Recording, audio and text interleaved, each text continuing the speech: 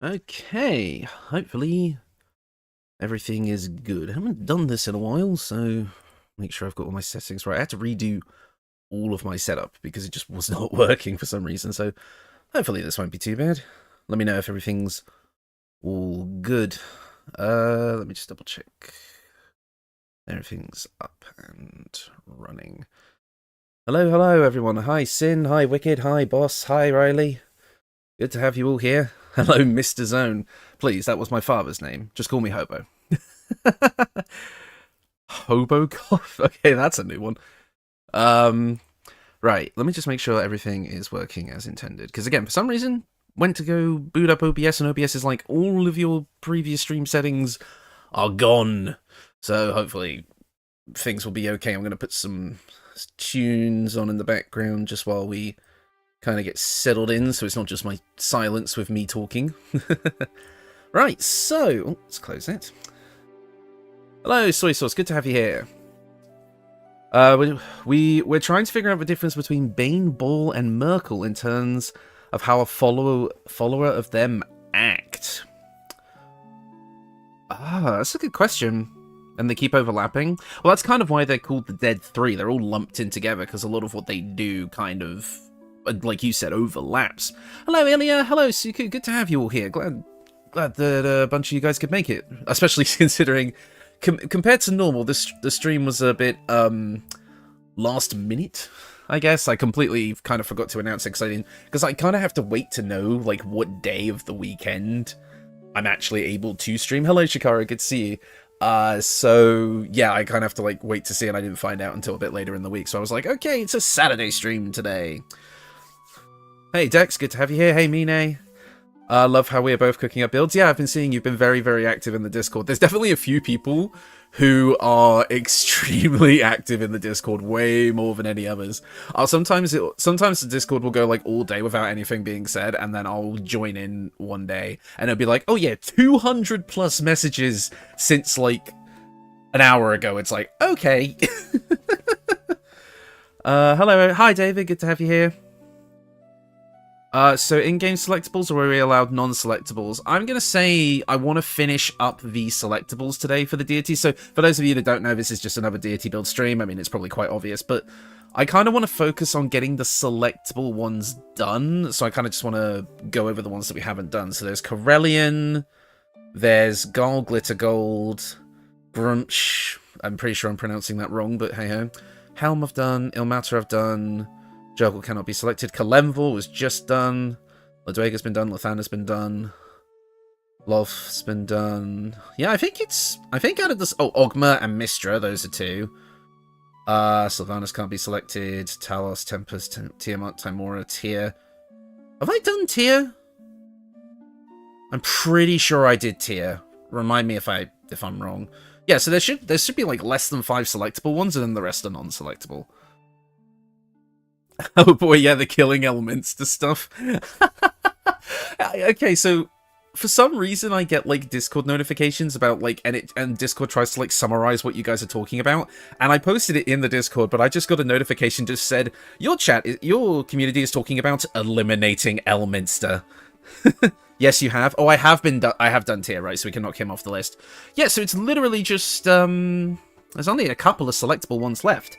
So if we do our usual thing and knock out 3 today, that'll leave pretty much all the selectable deities in-game done, and then we can move on to things like Cyric, which somebody gave me a build idea for based on WWE of all things, but it sounded really interesting, so I might go with that. I'll see if I can find the original post.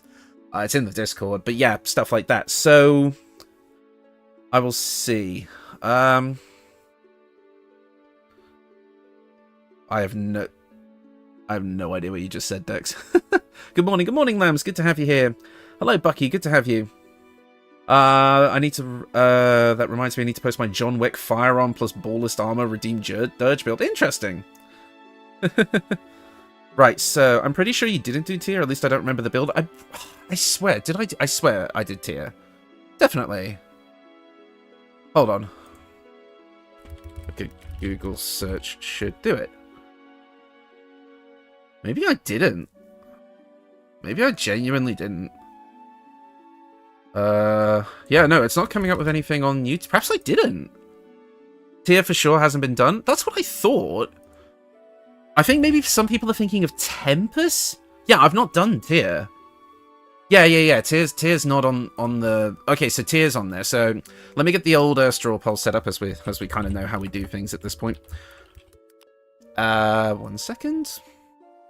So, it's... I'll put Tier at the top, just so I don't forget. Grump was another one. I was remembering the Judge of Bahamut. Right. Oh yeah, so Garl, Corellian. I mean, I kind of, in a weird way, did Corellian.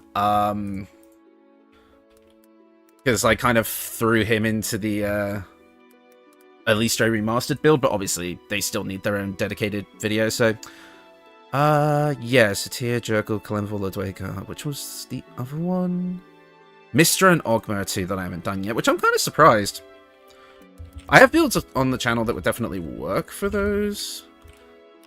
Good morning, hi Young Canuck, good to have you here.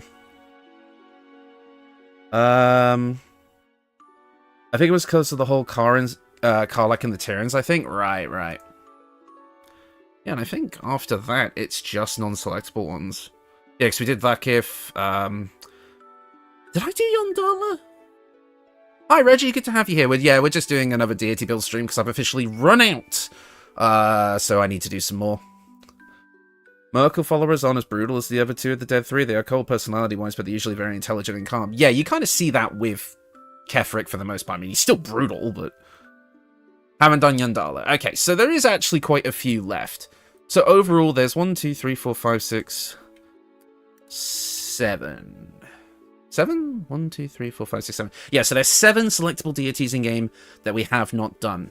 So if we can knock out at least 3 today, that probably means that the next deity build stream, if I make it maybe slightly longer, we could knock out the rest of the 4 selectables, and then it's just on to the rest. I mean, again, that's like, this is like 7 weeks of videos though, so... Yondala is that skeleton underwater from the meme about not paying attention. Yeah, I know what you mean. Xbox watching on phone. Xbox keeps buffering for some reason. What's the music? This is just a kind of general Zelda compilation, I believe. Yeah, this track is from Twilight Princess specifically. My favorite Zelda game.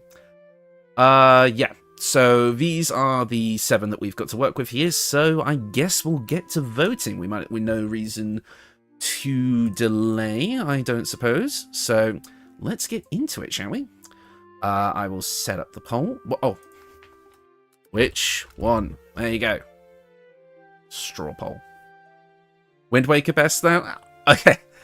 Confession time. Wind Waker's like the only mainline Zelda game I have not yet played. I've played pretty much all of them except for Wind Waker. It's the only one I haven't touched. There you go. The poll is live. Let's see the results.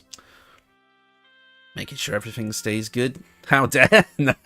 Come on. Alright. Of course now Yondala's going to shoot to the top because she was forgotten about.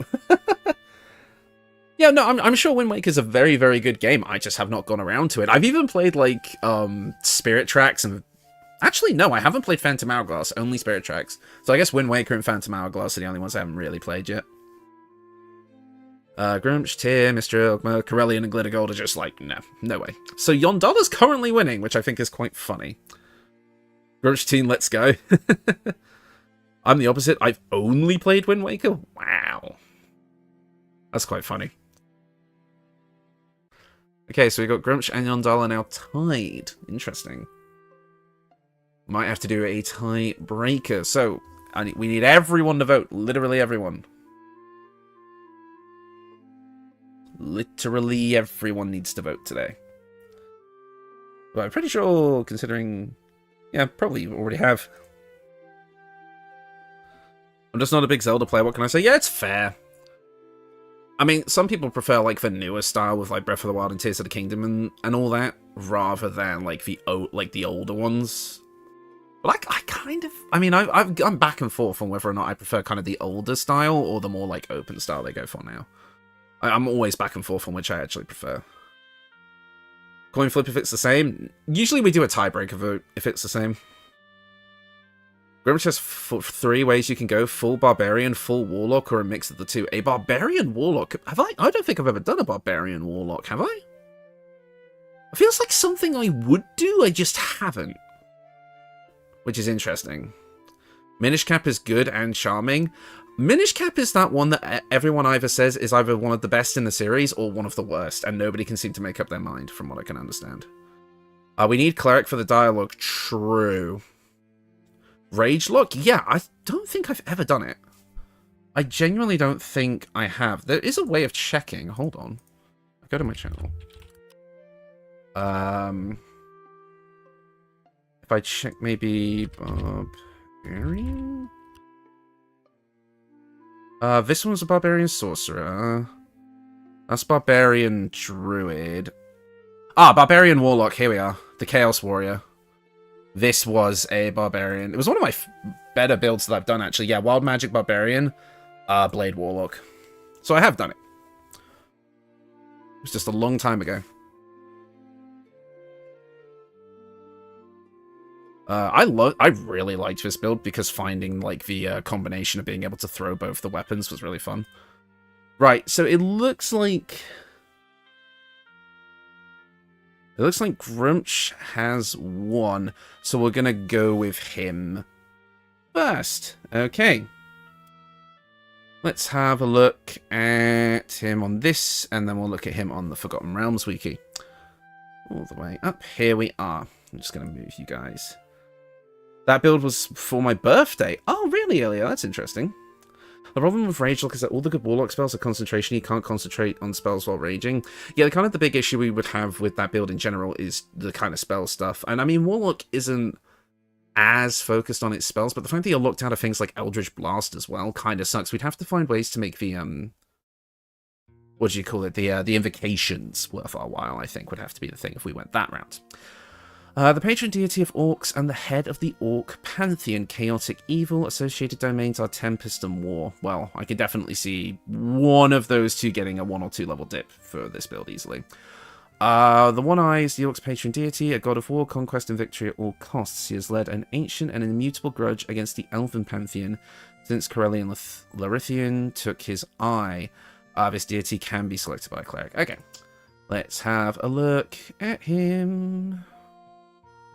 Deities by race. Oh, that might work. Orcish Pantheon. Grimsh. There he is. Ah, he looks like he's fun at parties. Groomsh. Oh, it's pronounced Grumpsh. Groomsh. Oh, racist orc. Probably. You can even go full charisma if you want. Yeah, Fire Shield and then... Armor of Agathis, cast those, and then you rage. Yeah, I found that in my Chaos Sorcerer build. Yeah, I'm hoping this will be alright. Hunger of Hadar is really powerful too. Yeah, that is true. Right, Groomsh was the patron of the Orc race and the greater god of the Orc pantheon. He was named He Who Never Sleeps, for he was sent to never tire, and symbolized with an ever-open eye to represent the Orc belief that he watched over them all. Judging the worth of each and every one of their kind, Grumsh created the orcs and guided their destiny with the aid of his divine subordinates, ruling over orcish mortals and gods alike as their unquestioned patriarch. Long ago he swore that orcs would rule the world, and since then has driven his people to wage an endless holy war in the name of his divine wrath. Yeah, really fun at parties. Oh god, let's turn that back on. Sorry, I just flashbanged everybody. Tempest 8, Barb 4 with Divine Strike, or Tempest 3, Barb 7, that's... Yeah, maybe. Maybe we could go for, like, a... Because there is, like, in D&D, there's, like, the Storm Barbarian subclass. I could see us trying to make something like that work. Why does he look like Trevor Phillips? Hold on. Please don't. Hold on, I need to see this. Not that Trevor Phillips. Oh wait, there's a good face shot here.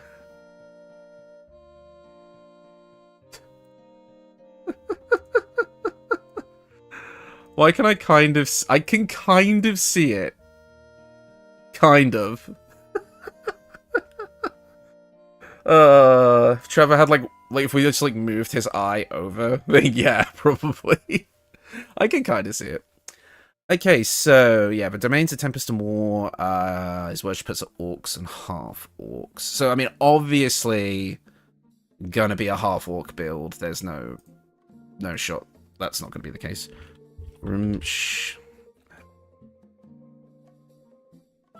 Orc. Okay. Let me just quickly make sure everything is still running smoothly. Everything's still running smoothly. Nicely. Alright, no deities, only Trevor. Right, so let's keep reading here. Normally appeared as a hulking 10-foot tall orc, covered in battle scars and clad in black. Yeah, not too worried about that. Omens of Grumsh ranged in leniency from a drifting cloud of toxic smoke to the sudden snapping of a young shaman's neck, usually taking the form of the latter. He was also known to speak and give his orders to his devoted through dreams. Interesting. Okay, first iteration of your new build is ready. Oh, cool. Thanks for sharing. Please just make Trevor Phillips down. Maybe eventually, but not today. Violent and bloodthirsty. Yeah, basically we are just looking for like it's straight up like just stereotypical orc, just rage and violence and all of that sort of thing. Honestly, really simple. I can see this build coming out really easily. Let's have a look at his powers and see if we can glean any inspiration from that. Warlock Trevor Patron impersonating Grumsh. Okay, I can see you guys are going to be stuck on this one for a while. Damn, Voltage is missing the stream. Oh, that's a shame. Hopefully they can join us later. Kind of just jumped into the Discord now just to kind of see what's up. Let's see. So, powers. Incredibly powerful, even by divine standards. Grumsh was the god of immense physical strength and impossible vitality, even before he entered a barbaric rage. So yeah, barbarian's definitely in there. Once the fight had begun, nothing could pacify him, not even enchantment magic, and spells cast by elves were only a fifth as effective as against the one-eyed god. Despite his divine nature, Grumsh was still an orc and had the typical orcish aversion, however minor, to bright light, and supposedly grew more powerful during the night. A wide variety of spell-like abilities and clerical magical powers were at his disposal. So, okay, so we do immediately have a problem. Obviously, barbarian, and then we have the thing of like, well, actually, he can also use spells. I'm guessing we kind of have to create a build that has two modes, like kind of a magic fighting mode and then a rage mode, which we could definitely do. Hi, Australius. Did Hobo do a Helm build? Yes, I did. The Sentinel of Helm, I believe it was called. It was meant to be like a protector-defender type build. I imagine him having a little boar by his side when he rages. Yeah. 6 barb, 5 warlock, 1 war cleric. Maybe. Maybe. Wild magic barbarian? Could do. But then I feel like I've done kind of wild magic combos quite a bit. We'll have to see. Grumsh had several unique powers as the primary god of the orcs. He could sense anything that would affect orc welfare around 4 months before it happened. That is a very broad ability to have. Damn. Would retain that feeling for about 4 more months after the event, and had a similar awareness of whenever orcs fought, warred, or had a change in territory. He could also generate a cloud of acrid black smoke from around his body, a billowing haze similar to a cloud kill spell. It was believed at one point he had the minor powers of prescience? Okay. Allowing him to receive visions of the future. Oh my god. Bro is a divination wizard. Yeah, maybe. Wait, I made the Sentinel of Tempus. Helm wasn't done yet. Really? Have I not done Helm either? Okay, maybe I greatly underestimated how many deities are left to do still. Have I not? Did I really not do Helm? Huh, okay. Divination Barb. That could be really interesting. Among Grumsh's most iconic possessions was his Blood Spear, an iron weapon covered in the blood of elves. An enchanted spear can increase in length, changing from a half spear to a long spear to strike foes that would be out of reach or too close. And those pierced by it could find themselves paralyzed. So this could be a spear build as well. That's interesting. Okay, so maybe we go for a spear, barbarian, with a bit of Tempest Cleric in there? I could see that being interesting. I mean, obviously War Cleric is right there, but I use War Cleric for everything, so it'd be nice to change it up a bit. Hi, Phantom. Good to have you here. Hi, Thor. Good to have you here as well. Grumsh is a jack-of-all-trades kind of guy. Yeah, definitely. Got his fingers in every pot. I mean, I guess when you're the literal god of all gods for one of the biggest races in the game, kind of happens. I mean, this is the thing, though. This is kind of like the problem that a lot of characters have when they've been around for a long time. They just kind of accumulate abilities more and more as they go on. Like, I think as Grumsh is like 3 editions old, so he is just kind of like, different writers have tackled him in different ways, and he's gotten different canon abilities, and now he's just kind of this hodgepodge of everything. It happens to a lot of characters, like in comics and such. I mean, if you've watched Death Battle, you probably know that sort of thing. Has to go for the Hag's Gift? Yeah, probably. I imagine this is going to be definitely one of those builds you kind of have to min-max with, you know, like Ethel's Boon, Potion of Everlasting Vigor. Definitely the 2 of those for sure. Probably going to throw those into Strength, if we're being honest, and then maybe go for like more of a Wisdom type build, maybe dipping into some of that Cleric stuff. I think we could make Tempest Cleric Barbarian work. I think it could be really fun. Cleric Barbarian Ranger, maybe. Like, in the early fight, he summons a Direborn and fights with magic until he runs out of spell slots. Honestly, Suku, I love that idea. But spreading yourself that thin with Beastmaster Ranger levels is going to feel absolutely pointless. That, especially once you basically get into Act 2, kind of far in, the Animal Companion is not going to last more than, like, a turn. It's not really worth throwing Beastmaster Ranger levels in there at that point. Spears aside, another of Grumsh's infamous tools was his eternal torch that burned fire that could never be dimmed or quenched, which was reflected in his one remaining eye. From the torch could come a corrosive black clouds, and using it, Grumsh could cast both Cloud Kill and Death Fog 3 times per day. Okay. I think I see where this build could go. Interestingly enough, his domain is Tempest, but I'm not seeing a lot of actual, like, Tempest Cleric stuff, oddly enough. There's not really much mention of, lightning or thunder or anything here. Oh my god, Volo, Hag Eye Surgery is pretty much mandatory. That's kind of funny, yeah.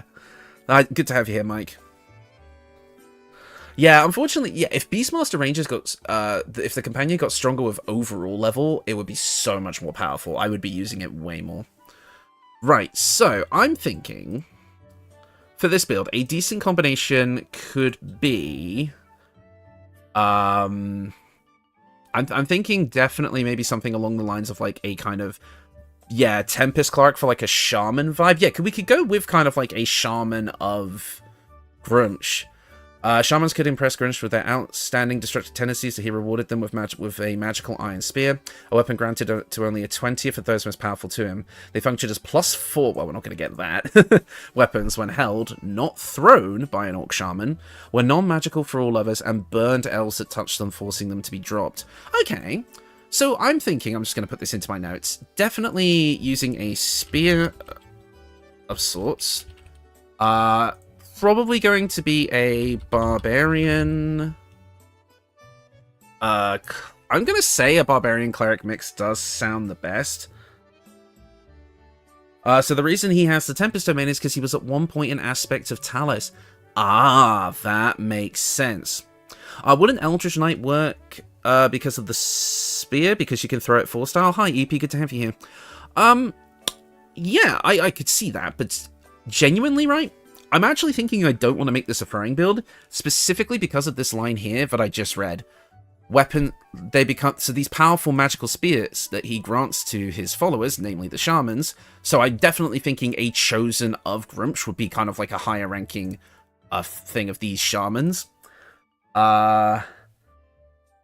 And then it specifically says that they don't throw them. Well, it says they're only powerful when they're not thrown, but I would kind of see that as kind of a not throwing thing.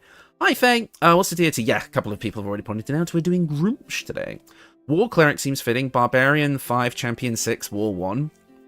Yeah, just go for, like, the raw power fighter. I could see that too. But I'm kind of leaning into this Shaman angle. I think it would make for a more interesting build overall. Let me have a look at the class stuff. 1 second. Let's look at Tempest Cleric as a class, right? So with Tempus Cleric, we would get heavy armor and martial weapons, which we're already going to get from Barbarians, so that's not a huge thing. We'd get Wrath of the Storm, which we can use as a reaction to retaliate with lightning or thunder damage. That only costs a reaction, and we can use that during Rage. So that's automatically giving our kind of Barbarian side of things a bit more of a oomph that's on theme. Kind of like that. You alright, Soy Sauce? What's with the TT?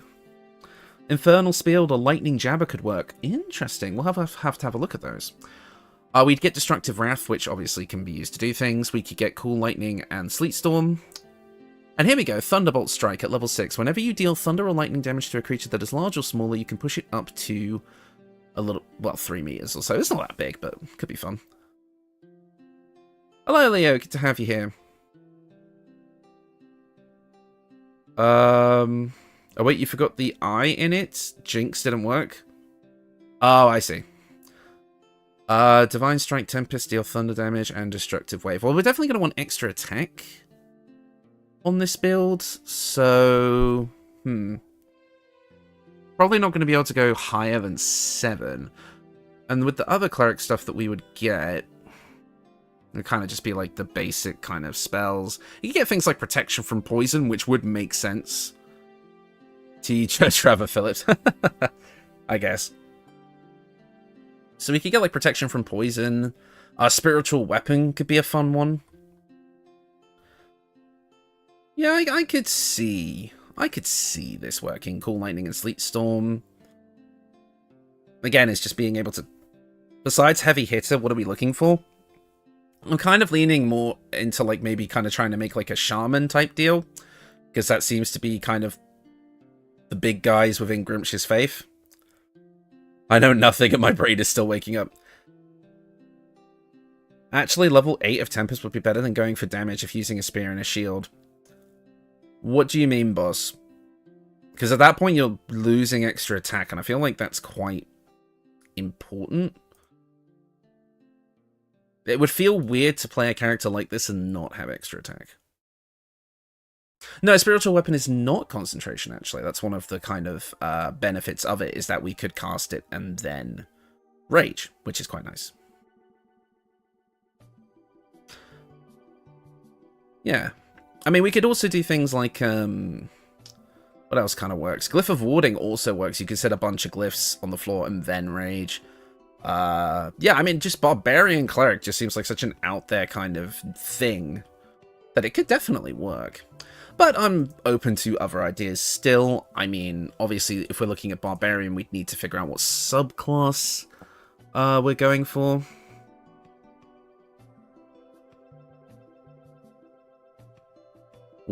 Okay, Riley, where are we getting Divination Wizard from? Especially going that high in Divination Wizard, that doesn't seem... I can see going to level 2 of it for, like, the Future Sight thing.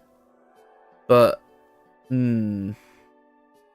Extra attack is worse than Divine Strike when using a shield because it goes to a D6 instead of a D8. Yeah, but it's still 2 attacks. Like, you gotta think about it like this, right? If you attack... Well, I guess no, maybe not. Because if you're guaranteed to get the Divine Strike on a hit, but then the thing... Okay, so it's weird, because the math works out a bit like... With extra attack versus Divine Strike, it all depends on how often you're able to hit. So... Technically, if you're hitting every time, then yes, Divine Strike is technically stronger.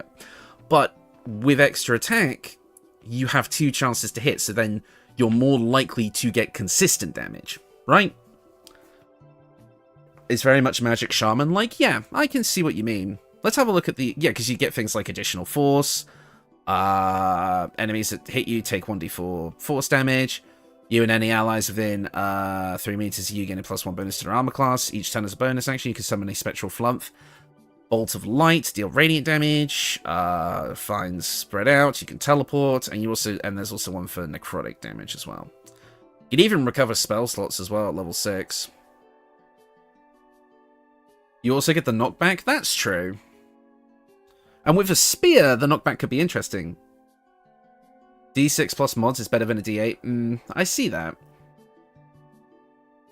I do see that. If we just make it so it's really, really hard to not get hit, to not miss, even, I could see it working. So I could see Tempest 8, then Barbarian 4. It's just which class of Barbarian we think would be best. Because I can see Wild Magic working because, right, we get these Wild Magic effects which can buff our weapon as well. If we get Weapon Infusion, for example, we suddenly do an extra 1d6 of force damage. And also it can come back to us if thrown. I mean, that's one of, what, 8 effects? But pretty much all of the Wild Magic Barbarian things are positive, unlike the Sorcerer table, which has a lot of negative effects on it. I think Infernal Spear would be pretty good for this build, or the Lightning Jabber. Yeah, I think you said that already. But I'm not worried about weapons right now. I'm just trying to figure out exactly what the levels ratio should be. If you want extra attack, then still go for Berserker. Right! Because if we go for Berserker, you would effectively still get it just as a bonus action. Yeah, because you could get Frenzy Strike. Obviously, the penalty being that you gain the -1 on attack rolls for every stack after you use it, but then you can still use things like Enraged Throw.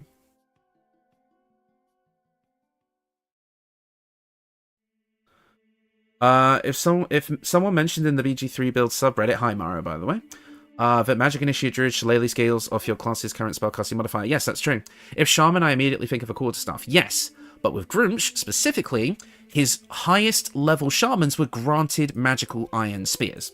So that's why we're talking about a spear. But that wouldn't work if we're going for Tempest Domain. Not necessarily, Soy, because, yes, obviously, we'd still get Divine Strike, we'd still get Thunderbolt Strike, and we'd still get Wrath of the Storm. You have to look at it as having 2 modes, right? Because the idea is that you can do a bunch of setup with the spell casting first. And you can go for various... It depends on the situation. If you feel like, okay, it's better if I hang back and cast things like Cool Lightning and Shatter and all that sort of thing, and maybe even do a bit of healing, keeping the rest of the party up, you can do that, and then when you think, okay, now I can go in full combat mode, we go into Rage. You have to treat Barbarian Spellcaster mixes as having 2 modes that you swap between, not as a consistent strategy that you're going to have up at all times. And I actually really like that combination, and I think I want to go for it. If we dismiss the armor, the Infernal Robe would be cool. That is true. I mean, I would say this character is definitely an evil run, for sure. But, like, an evil run in the way that they will do, like, whatever they want, as long as they feel like it's going to be within the interests of the Orc race, if that makes sense. You could do the Luminous Armor with the Bolt of Light from Wild Magic. I see that, boss, but again, with the Wild Magic thing, it's like, okay, you have to get that Wild Magic table result first before that is able to take effect. And I feel like having a piece of equipment dedicated to something that has a 1 in 8 chance of happening, I don't know. So I'm thinking, I quite like, just again, for the sake of moving on, because I want to kind of keep this flowing quite nicely, this stream, I mean. I think, for something a bit more unique, something a bit different, I'm thinking Berserker Barbarian 4, Tempest Cleric 8. I think that would work quite nicely.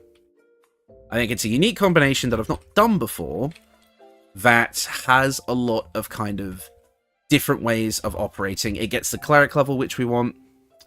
I think it's good. I think I like that. Fighter 1, Tempest 10, Wizard 1, dual-wielding spears, access to Chain Lightning and Lightning Bolt. I see what you're talking about, Mike, but again, the Lightning isn't the only focus here. It's mainly just because this is Grumsh's domain, and we're kind of getting like abilities that work within Rage. I can see that being a different build, but not this one. Definitely, I think. So I would kind of like to think about this. I mean, I was kind of thinking that I might do what I did last time and just kind of do the classes and then come up with like the most of the equipment in my own time, but I do want to look at the weapons quickly. Let's have a look at the spears. The only issue I have with the spears, obviously, is the fact that the best ones in the game are the Selune and Shah spears, which obviously we won't be using on this build, so we kind of have to think differently. So, the Infernal Spear was suggested, and to be honest, this is probably one of the better ones we could get. I like the Tempest Barbarian as well. It reminds me of the Storm Herald tabletop class. Yeah, like the Storm Barbarian, right? Yeah, Infernal Spear seems pretty good. Getting that extra poison damage. It's only a +1 weapon, but we can change that with something like the what's it called? The Drakethroat Glaive, and give us a lightning or thunder buff as well as a +1 on top of it. Turning this into a +2 with poison and extra thunder or lightning damage. I think that's pretty good. But let's quickly have a look at the Lightning Jabber, because people keep talking about that. Lightning Jabber. +1 spear that deals extra lightning damage when thrown, and also has a chance to shock a target shocked. Cannot take reactions and had disadvantage on ability checks and saving throws using dexterity. Yeah, so that's basically the, what do you call it? The, shocking grasp effect. Throw, lightning damage. When launched at a target, it deals an additional 1d4 lightning. Okay. Again, we're not really throwing this one. And in my opinion, and this is more of just a complete flavor thing, the spears in question that are given to the Grump Shamans, they're deliberately iron spears, whereas this is a crab claw. I get what you're saying, but again, I'm going off of this, right? This paragraph right here, which I think is quite important. So I'm trying to make this right. How attached are you to the spear archetype? Pikes are spears, but longer? I mean, we can look at the pikes if you like. I'm not sure if they're going to be better, but we certainly can. I mean, they're kind of the same thing. There's the breaching pike stuff, which I know is in Act 3, which would deal extra force damage, is a +2 spear or pike instead. Could go for that. The only thing is pikes are two-handed, whereas spears are one-handed, so there might be a bit of room to throw a shield in there. There's also an Alruna, but I don't think Alruna is a spear. No, it's a trident. Which I feel like made more sense for like the Umberlee type build, I guess. Infernal also fits the idea of burning elves. Yeah, I can see that as well. I personally think the Infernal Spear makes the most sense. So I think that's the one I'm going to go with. So yeah, if we go for... If I put weapons... I just realized in my notes I accidentally misspelled Berserker as Bertzerker. And now I can't stop thinking about a really, really angry... what is it? Bert from Sesame Street. Freaking Berserker. Infernal Spear, definitely using the Drakethroat Glaive to give this a buff, for sure. Basically essential, I think. Getting a lightning or thunder buff on that would also trigger our Tempus cleric features, which would be nice. Poison works with the poison gas thing. Yes, that's also true, Riley, actually. Good point. I'd go with Alruna, but being a trident locks out Polearm Master. That's right. We have to decide if we want any special feats with this build as well. Character name is Bert. Too late to change mine now. Do we want a shield on this build as well? Maybe. Oh, I love this song. And crank that shit up a bit. Bert the Berserker. Does Tempest Cleric's reaction not work for anybody else? Make sure that, Harold, I would say make sure that your reaction is not being taken up by anything else like opportunity attacks. That tends to be something people don't even kind of realize happens. I would double check that. Sentinel Shield, maybe. Maybe. There's also the Sparks Wall Shield, true. It's up to us, though, if you want to keep, like, the kind of two-handed power or not. Especially, again, since we're not getting extra attack. But we can have a look. Yeah, so it's a real Sparky Spark Wall, +2 to AC, consume 3 lightning charges to release a blast of electricity that damages and jolts enemies. We could have a duo build with a divination wizard called Ernie. Oh no, what have I started there? Okay. I have all reactions on Ask. Well, I don't know then. Adamantine Shield, Shield of Scorching Reprisal, Shield of the Undevout. You get an additional level 1 spell slot. Disadvantage on saving throws for resist. Nah. We don't have a source of lightning charges. That's also true, so the Spark Wall's not really going to work. I kind of like the Absolute's Protector, Because what the Absolute's Protector would do here is, if the wielder bears the Absolute's brand, all damage received from spells is reduced by 1. And we'd also gain Fire Shield, which would stay up while we're raged. If you want to stick to the strict Shaman archetype, no metal armor, gear, or shield. I guess that's true. Turn that down a bit now, it's a bit loud. I could... Yeah, but now I'm looking at the Absolute's Protector like... Ooh. Plus, yeah, Infernal Spear almost looks identical to the spears given to Grimsh by his follower. Yeah, I agree. Adamantine Shield is also always good. Yeah, I mean, making yourself immune to critical hits is always going to be a big deal. I'm up for the Fire Shield of Barbarian. Yeah, I mean, this is the Ice variant specifically, but I feel like that fits more within the kind of Tempest theme anyway. I kind of like this. So... And again, if we're talking about this strict Shaman archetype, well, Grumsh is giving these guys Iron Spears. So I think we're past the point of... I mean, I'm going to go for probably Unarmored Defense on this build. That just feels right. But I like the idea of going Spear and Shield with this build. Almost like a bit of a hoplite. Nope, I've just opened my Task Manager. Why have I done that? Yeah, so I think that works for sure.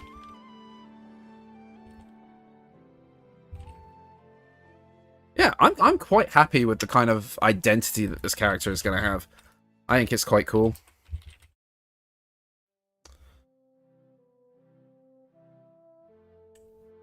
I love the fact that Fire Shield isn't concentration, it goes perfectly with Barb. Yeah, that's what I'm talking about. Yes, but the shield look not good. It'll be okay. Can you use the shield of Frost Fire Shield and the Infernal Robe Fire Shield at the same time? No. I'm pretty sure they overwrite each other. Pretty sure. Because if you were to cast it as a regular spellcaster, I'm 90% sure they'd override each other. I'm back from making food. What did I miss? We've kind of got like a really interesting kind of Tempest, like hoplite shaman build. It's really weird, but I actually really like it. I completely forgot about the spell not being concentration when I suggested it. Yeah, that's what's going to make it like really good with a build like this. So yeah, I actually think overall we've done a pretty good job here. I will probably figure out the rest of the equipment on my own time. Yeah, Thunderbolt Strike with Divine Strike as well. Yeah, it's actually going to feel pretty good. I think a lot of, like, the general populace are going to be like, why no extra attack? But I'll be like, if you actually try it, you'll find that, hey, it's not too bad. Especially if you go for something like, you know, like you have a party member that can haste you as well. You'd be fine. You'd be fine. I could see us going for the Infernal Robe. But also I can see a lot of people being like, no, I don't want to kill Karlach. So I'll have to definitely suggest an alternative, but I would absolutely like say, hey, this would be really good for the build if you're doing a bit more of an evil run. So I'll include it in the document, but I will definitely find like an alternative for people who don't want to do that. But I will suggest it for sure. Right, I think now that I've got the general idea of Grumsh, I'm happy to move on. Yeah, and then have a Divination Wizard as a party member. I just realized what you're doing, Sin. I just realized what you're doing. Sometimes I like to hide Easter eggs because when you are in the character creation screen, normally you can't, or when you're in the respec screen, normally you can't see the name of the character unless you multi-class. So if people look in at, if people are quite eagle-eyed and they keep an eye on when the name pops up randomly, you guys will actually catch like Easter eggs that I put in my videos based on like the name of the character. One of my favorites I ever did was in the old Kirito video from way back. I made like the actual character name like an old like 2008 like gamer tag where it's got like XX and like the eyes replaced with a 1 and such like that. Like little Easter eggs like that are fun. So maybe if I hide like Bert and Ernie in like the video somehow, that would be quite funny.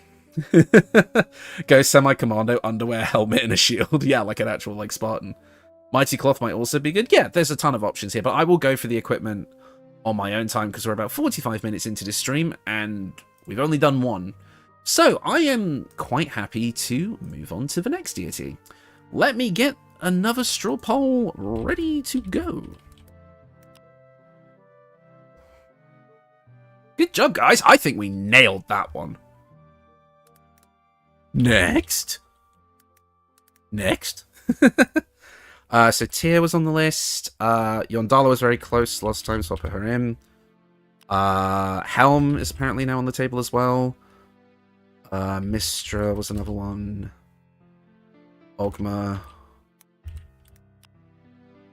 Ernie, the oldest orc of the tribe, tasked with going on an adventure to take care of the new chosen, the young Bert's the Berserker.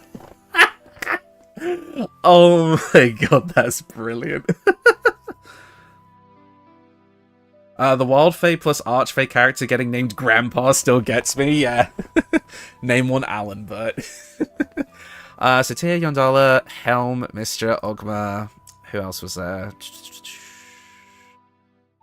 Trying to see. Gaul was another one. Gaul and Corellian. Okay.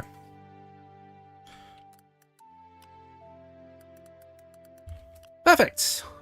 Voting time. Yeah, thanks, guys. Why did he put an 11 in the straw poll?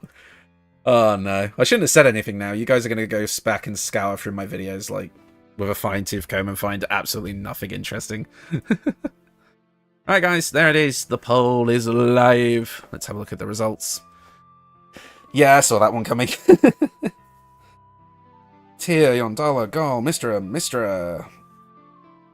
Mistra's definitely got to be like a cleric wizard mix. I've done something like that before, but I think I could reintroduce the concept in a unique way. Will we include general mythology deities in the future? Well, it's going to go from the ones that are selectable in-game to the ones that are not selectable in-game.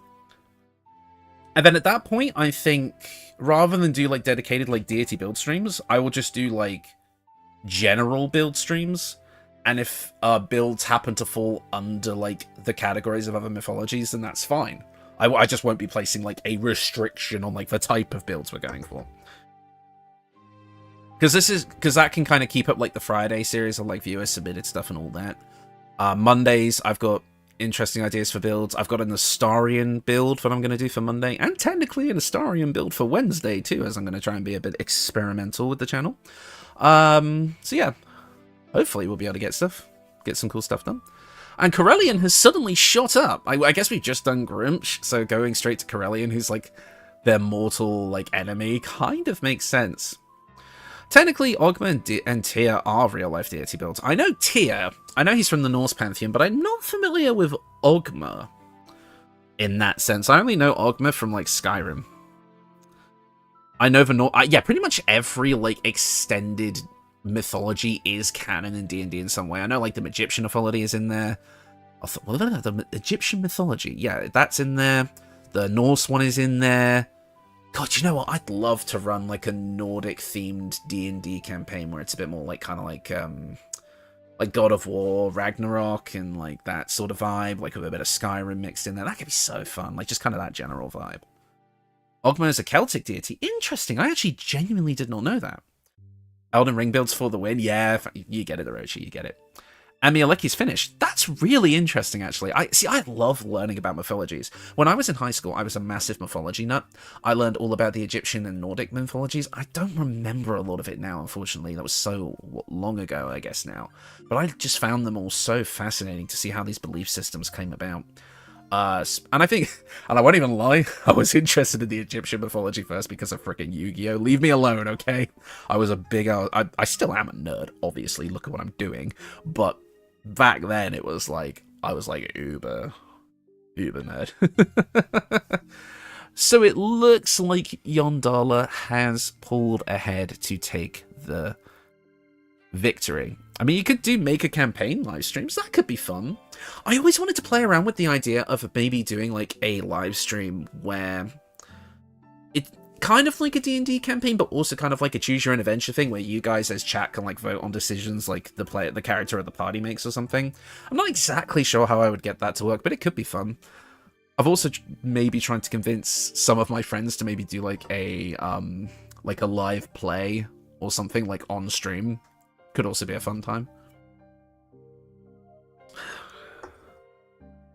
Shinto myth is my favorite, with Norse and Greek being close seconds. I've had to do a lot of study on like yokai and like Japanese mythology for my current campaign that I'm running for my friends. Could be fun. Right. When Quetzalcoatl, I don't know, chat goes on a journey? Yeah, maybe. I think it could be a fun time. I'd have to figure out maybe a more streamlined voting system, but I think I could do it. Yeah, looks like we're doing Yondala next. Hey, I'm late. Which god are we worshipping? Hi, Raiden. Good to have you here. It looks like we're doing Yondala next. So, ITM a Greek mythology campaign. Oh, that sounds fun. That sounds really fun. Unfortunately, my group is going to be busy this weekend, so we don't get together. But in my last tabletop session, my last couple of sessions, my party, they're meant to be good guys, but they did accidentally murder somebody. Because what happens is like they bought a knife that when thrown and then you say the command word, it returns to them. And what happened was the knife was on the floor on the other side of like this guy that they were trying to chase down, who was just like kind of like a peeping Tom. Like he wasn't actually like a criminal. Well, he was a criminal, but he wasn't like a murderer or anything like that. And he said the command word to bring the knife back to him, like my player did, not realizing that it was going to hit the guy who was between him and the knife. Guy gets stabbed, dies, and cut to the modern day where my players have just had to escape from being detained by the police and are now fugitives. And it's completely changed like the course of the campaign, but it's so fun. I love that sort of thing. Right, so we're doing Yondala. I got completely off track. The halfling goddess of fertility and protection. Not done a halfling in a while, could be fun. Associated domains are life and twilight. As the mother of the halfling pantheon, Yondala is known for her kindness and open mind, encouraging her followers to protect the home, hearth, and nature. This deity can be selected. Susan knows is your favorite god for no reason at all. I bet you watch Naruto decks. Yondala Rogue 1, Life Cleric 11, Halfling, Dagger dual wielding? Maybe. I just want a DM who doesn't punish players for succeeding for once. Yeah. My philosophy as a DM is if my players do something clever, or they roll really well, I reward them big time. Like, there was one of my players, he has, like, an ability to kind of, like, almost do, like, a blink from, like, Dishonored. I gave my players some magical powers to keep their abilities interesting. And he never actually was able to test if he could blink multiple people at once. So when it got to a really tense situation where it was basically like a do or die and he had to blink him and the other player away, I was like, okay, roll for me to do it. And he rolled like an extreme success. So I was like, actually, you can teleport with other people, and he was really excited. Stuff like that. Anyway, my apologies. I keep getting off track. Who are we after? We're after deities. We want... I could just search, can't I? Yondala. Let's have a look. Yondala was the creator of the halfling race and matriarch of not only the halfling pantheon, but the whole race itself. With her charming personality and friendly demeanour, she was an example to all halflings, who almost shared her curiosity, loyalty, and sense of mischief. God, glad I caught the mute mic in time there, that was gross.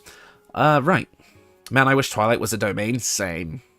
Life Cleric with Druid using the Cleaver weapon. Why the Cleaver, boss? I'm curious. Oh, hey, I caught one of these. Hi, Kalina. Good to have you here. Is Hobo discussing anything at all to not make the Yondala build? I think, wasn't Yondala the one that, like, I said I was going to do next before I originally cancelled the Deity Build series, and so this is kind of like coming full circle? Can I see Trevor again? No. No. As a DM... having players roll athletics checks for climbing stairs. Ugh.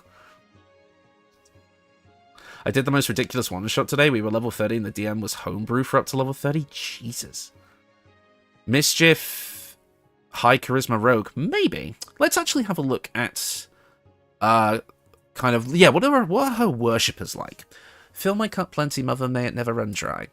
Despite her widespread worship among halflings and her central role in their society, her temples were unusually rare. Those that did exist were designed to look like a well-hidden halfling burrow home, and were filled with weapons and food so that communities that surrounded them could hold out against possible invaders. Her clergy was afforded a lot of respect by the followers of other gods and for their defensive capabilities in spite of their small stature. Powerful clerics of Yondala were granted the ability to cast Curse of Yondala, a spell reserved to be used against those who committed foul crimes against halflings. What's Curse of Yondala? Reserved only for using against creatures. When cast, any creature or person affected by the spell was stunned and, over the course of the next minute, reverted to a state of infancy. First slowly and then faster, undead creatures without any sort of divinity were immediately destroyed, while extraplanar creatures were banished to their home plane, unable to return for 100 years. You have disturbed the peace. Become baby. Jesus Christ. What a way to go. Oh, party build? Not like a full party build, I meant like disco. Oh my god, like a halfling with like a big 80s afro. He's like disco cool or something like that. A bard rogue with a dip into life cleric. Oh no. Maybe.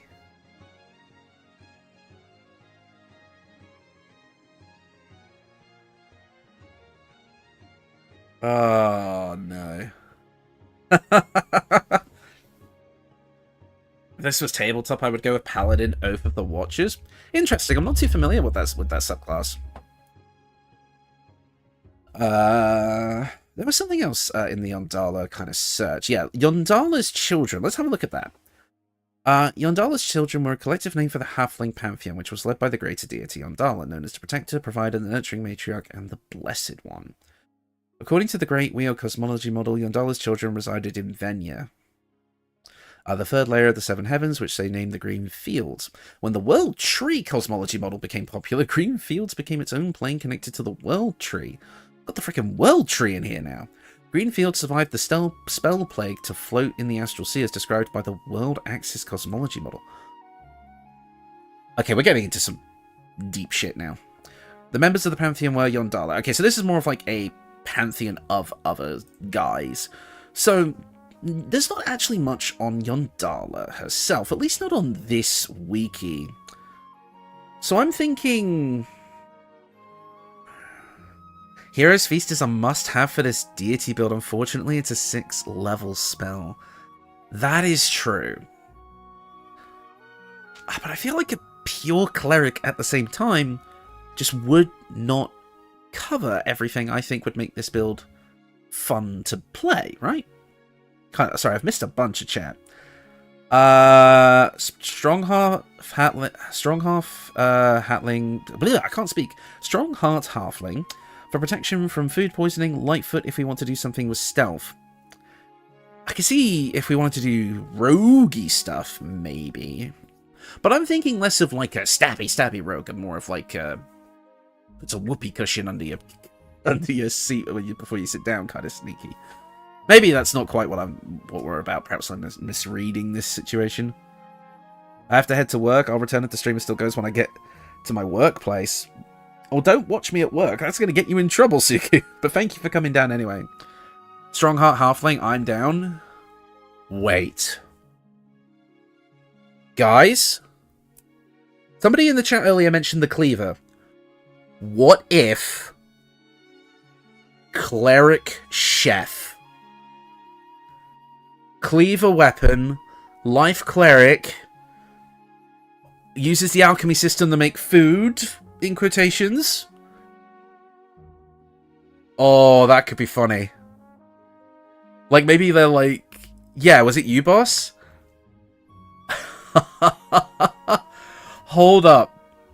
Like, for Chosen of Yondala, rather than being this, like warrior type, they're just, like, this halfling grandmother who makes sure everyone is healed up with, like, oatmeal cookies or something. Or is, like, basically the opposite of Gordon Ramsay.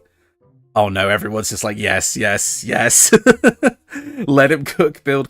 Yeah, there's a cleaver weapon. There is, I believe. Let me just quickly find it. Let's scroll all the way to the top here. Hold on. Yeah, I believe it's in the dagger category, if I'm not mistaken. Where is it? Cleaver. I swear there was a cleaver weapon. Am I stupid? I swear there was. There's also salami. That's true! Yeah, the cleaver. Here we go. Cleaver. Oh, it's a hand axe. That explains it. It's a simple melee weapon wielded in one hand. It's a 1d6 with our strength modifier. I mean, it's just there for the aesthetic. It's not there to actually be, like, same as the salami, if we go salami. Yeah. We dual wield a cleaver and the salami. Because this is a light one-handed weapon, right? Or a hand axe is not light. Oh, that's dumb.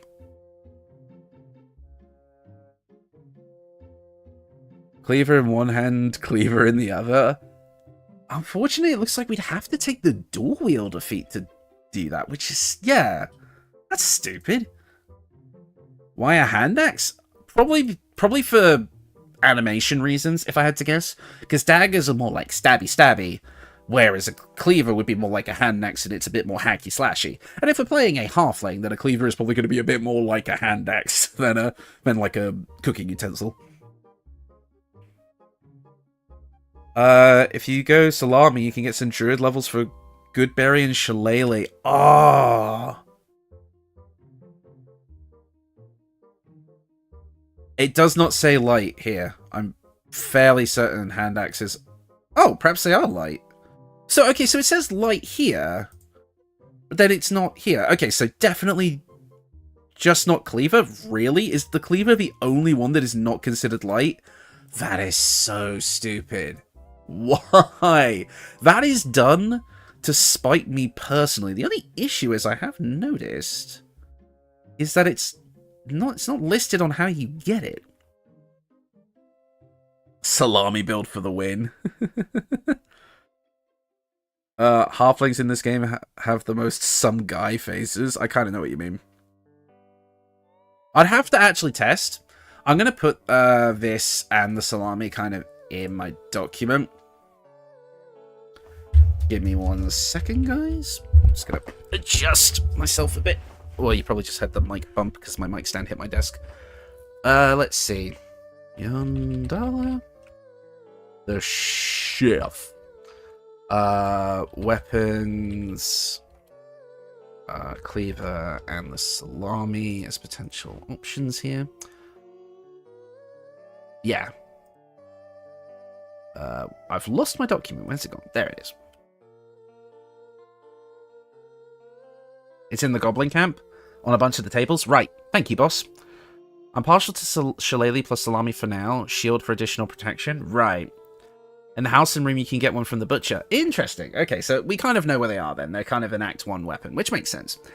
My only thing is, so people are saying, like, get Goodberry, which obviously makes sense. But I'm thinking, because, again, Hero's Feast is basically Yondala's thing.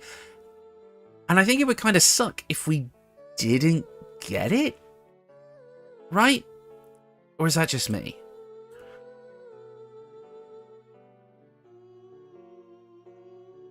The background Zelda music is so soothing. Yeah, Zelda just takes me right back to my childhood. Ocarina of Time, Majora's Mask, Twilight Princess, Skyward Sword, all of those. All of them except Wind Waker. Eldritch Knight, Berserker weapon bonding and throwing salamis. That's a different build. That's like a joke build.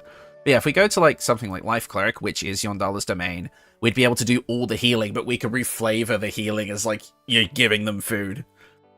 Yeah, that's why I said Rogue 1, Life 11. Yeah, I see what you mean now.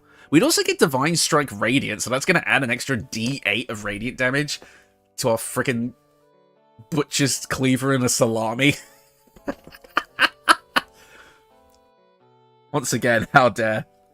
Is Zelda available for PC? If you know where to look. Hi, Borge, good to have you here. We also get things like Greater Restoration and Mass Cure Wounds. I think this is just one of the most interesting and fun flavor ways to do a healer. And I really, really want to do it now. Something simple, fun, good time. And it kind of captures that halfling spirit of kind of just being about a good time and eating and drinking and all of that sort of thing. It's divine salami. Yeah, exactly. Our cooking is so good that Yondala herself has blessed it, giving us unparalleled power. Use divine intervention for more food. Yeah, exactly. The more I think about it, pretty much just going all the way Life Cleric makes sense. We'd get Hero's Feast as well, meaning that we can make it so us and everyone around us cannot be poisoned, diseased, or frightened. Everyone's maximum hit points increases by 12, and they can make wisdom saving throws with advantage. Perfect. It also creates actual food in a container. And for Goodberry, do Druid Magic Initiative. We'd only be able to do it once per long rest, though, wouldn't we? Whereas I think if we go for a 1-level dip into Druid, we could just get Goodberry anyway, and use it as much as we like. Doesn't hurt our spell slots, the only thing we'd be missing out on is a feat.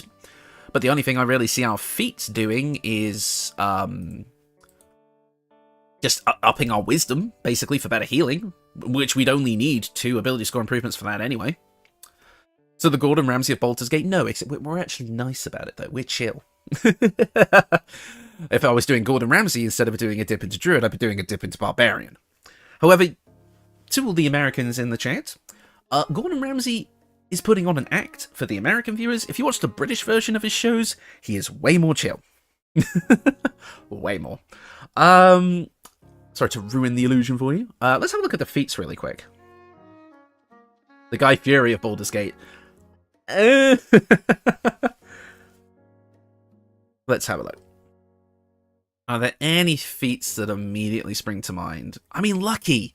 You kind of have to have Lucky on a halfling build, right? Especially one that's blessed by Yondala. Gonna pop that in the thing for later.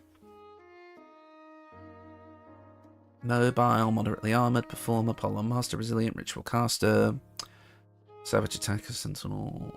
No, I don't see any particularly interesting feats other than Lucky, for sure. Definitely not the Jamie Oliver of Baldur's Gate. Oh, I can't wait to actually do the visual design for this character. It's gonna be friggin' brilliant. But yeah, definitely. I'm thinking Druid. I'm thinking Druid 1, Life Cleric 11.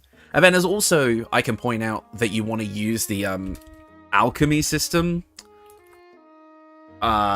in game as well to kind of be doing cooking as you go. I'll put the Lucky feat as optional.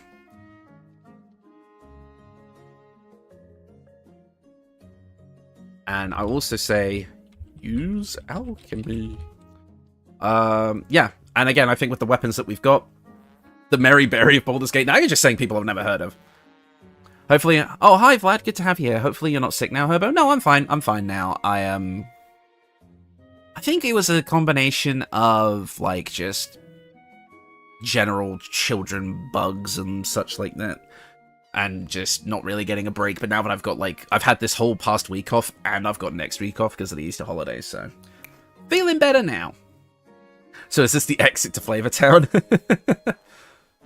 Probably the Grand Meowster Chef vibes from Monster Hunter World. Thank you, Mine. I love Monster Hunter. I remember playing Monster Hunter for the first time when I was like 10, 11, 12 with Monster Hunter Tri Ultimate on the Wii U of all things. God, I've been addicted to the series ever since. I skipped the 3DS versions, unfortunately, because I couldn't really get around playing on like such a small system when I was younger. But then I got back into it with World, and then eventually Rise, and God, World was so good, man. I think I've on the PlayStation version, I think I've sunk in like across 3 profiles, like 2,000 hours. It's probably one of my most played games. You call yourself British? You guys have to remember that I spent most of my developing years in a different country. Let me double check that. I'm going to search her up. Oh, it's her! It's like if Mr. Burns was wearing a wig. I know her. Yeah. I've just pissed off everybody. Come on. You'll see it when I put it in the chat. Yeah. Like, come on, a little bit, right? Oh, not that picture. Okay, but definitely kind of the vibe I'm going for with this build, for sure. You're giving the idea to do the Drunken Cleric of Talos with the Punch Club with alchemy and food vibe. I love this idea for Yondala, though. I am ungodly angry at you. You will never be able to unsee it. Yeah, Mrs. Burns.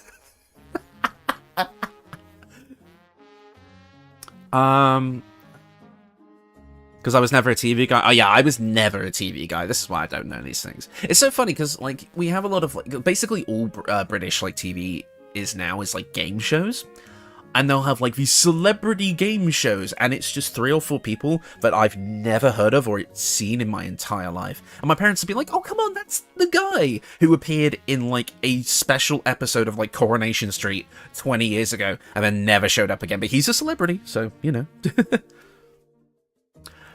My main weapon on Monster Hunter World was a katana. Yes, I'm a filthy weeb. So my main weapon in Monster Hunter has changed throughout the years. In Tri Ultimate, it was the dual blades. Then in World, I was a I think I went from like longsword to hammer to charge axe and kind of bounced between those. But then when Iceborne came out and a bunch of new mechanics were introduced, I was full sword and shield.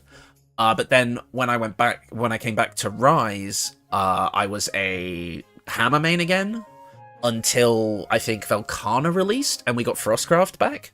So I played Greatsword, which I really, really liked with the Wirebug mechanics. I liked TV when I was a kid. It was the 2000s. Yeah, some of the early 2000 shows were really good. They don't do it like they used to anymore. Yeah, I definitely think we've got Yondala figured out. I'm going on a bunch of tangents here. I definitely think we've got Yondala figured out, and I will get the rest of the equipment done again on my own time, because I think it's just a really fun build. I'm really looking forward to making the actual video itself. I think that's going to be really fun. But okay, genuinely, if you have like, even if you just kind of want to play through yourself, or if you have a couple of mates who you can play through it with, Monster Hunter is one of the like kind of best like sort of long-term games to play.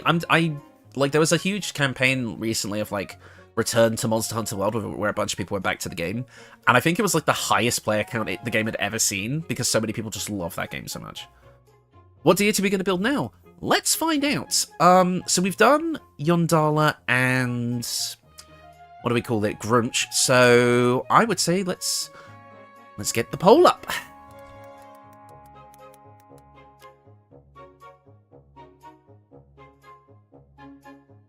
I admit I enjoy the lance. You're up against the wall and I am the wall. I guess for that quote. I don't know where you got that quote from, but it's good. Right, so next up is Tier. Tier. What was another one? Aurelian was close to winning last time. Glitter Gold was another one. I'd put Guild to Gold, but I don't care. Anybody else that is selectable in-game? Oh, Mr. and Ogma. Yep.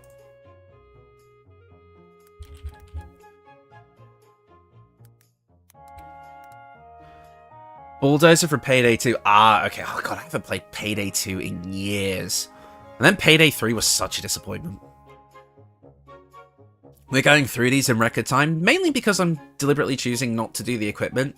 Because I found that, like, coming up with the idea for the builds with you guys and then kind of doing the, like, less important equipment on my own time just worked better for my workflow and the flow of the stream. So I think that's what I'm going to do from now on. Mr. Merkel, Ogma. I think I got everybody. Is this right? 1, 2, 3, 4, 5, 6. Yeah, that's right.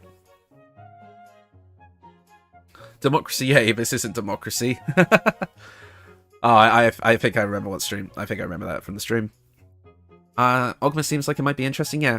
Ogma would be a bard if you look it up. Well, we will look it up if he wins. You ready for the hidden number in the title? Oh yeah, I didn't even put a title. Play Monster Hunter. Right, share, copy, pop it in the chat.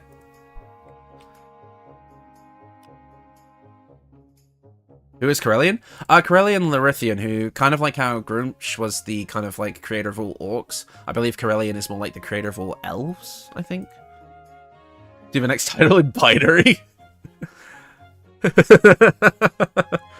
Love Lore Bard to be precise? Yeah, probably, Mike.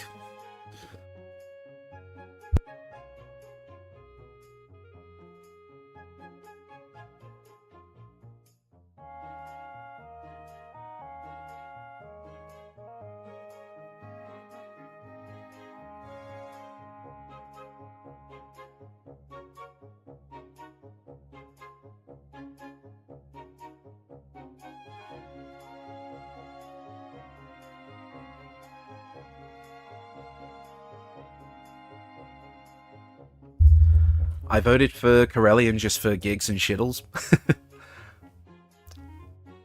1 alphabetically that would be K-A. Oh no, what have I done? Ogma taking the lead. Corellian is the god of elves. Yeah, I thought so. Ogma's definitely taking the lead, and I think Ogma would be an interesting one. Thundercaller Lorebard.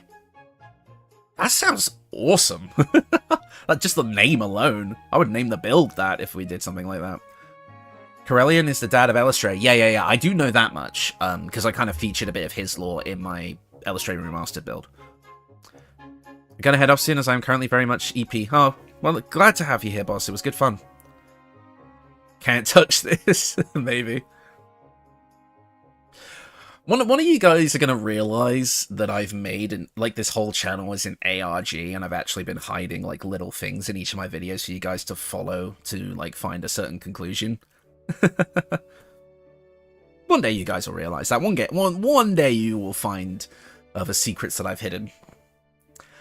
For legal reasons, I will state that this is a joke. Please do not actually watch all of my videos trying to find something that isn't there and get mad with me. Hold on, Corellian hit Lolth? What do you mean?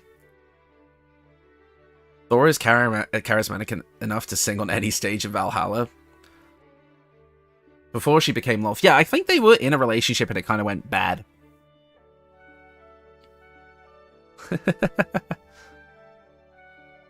Oh! Oh, when you said hit, you meant... I didn't realize you meant that type of hit. I thought it was like a... Like they got into a fight.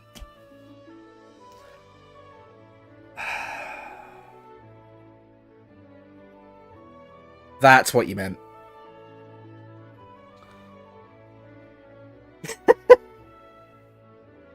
I am a hopeless lost soul. Right, we're doing Ogma. We're doing Ogma.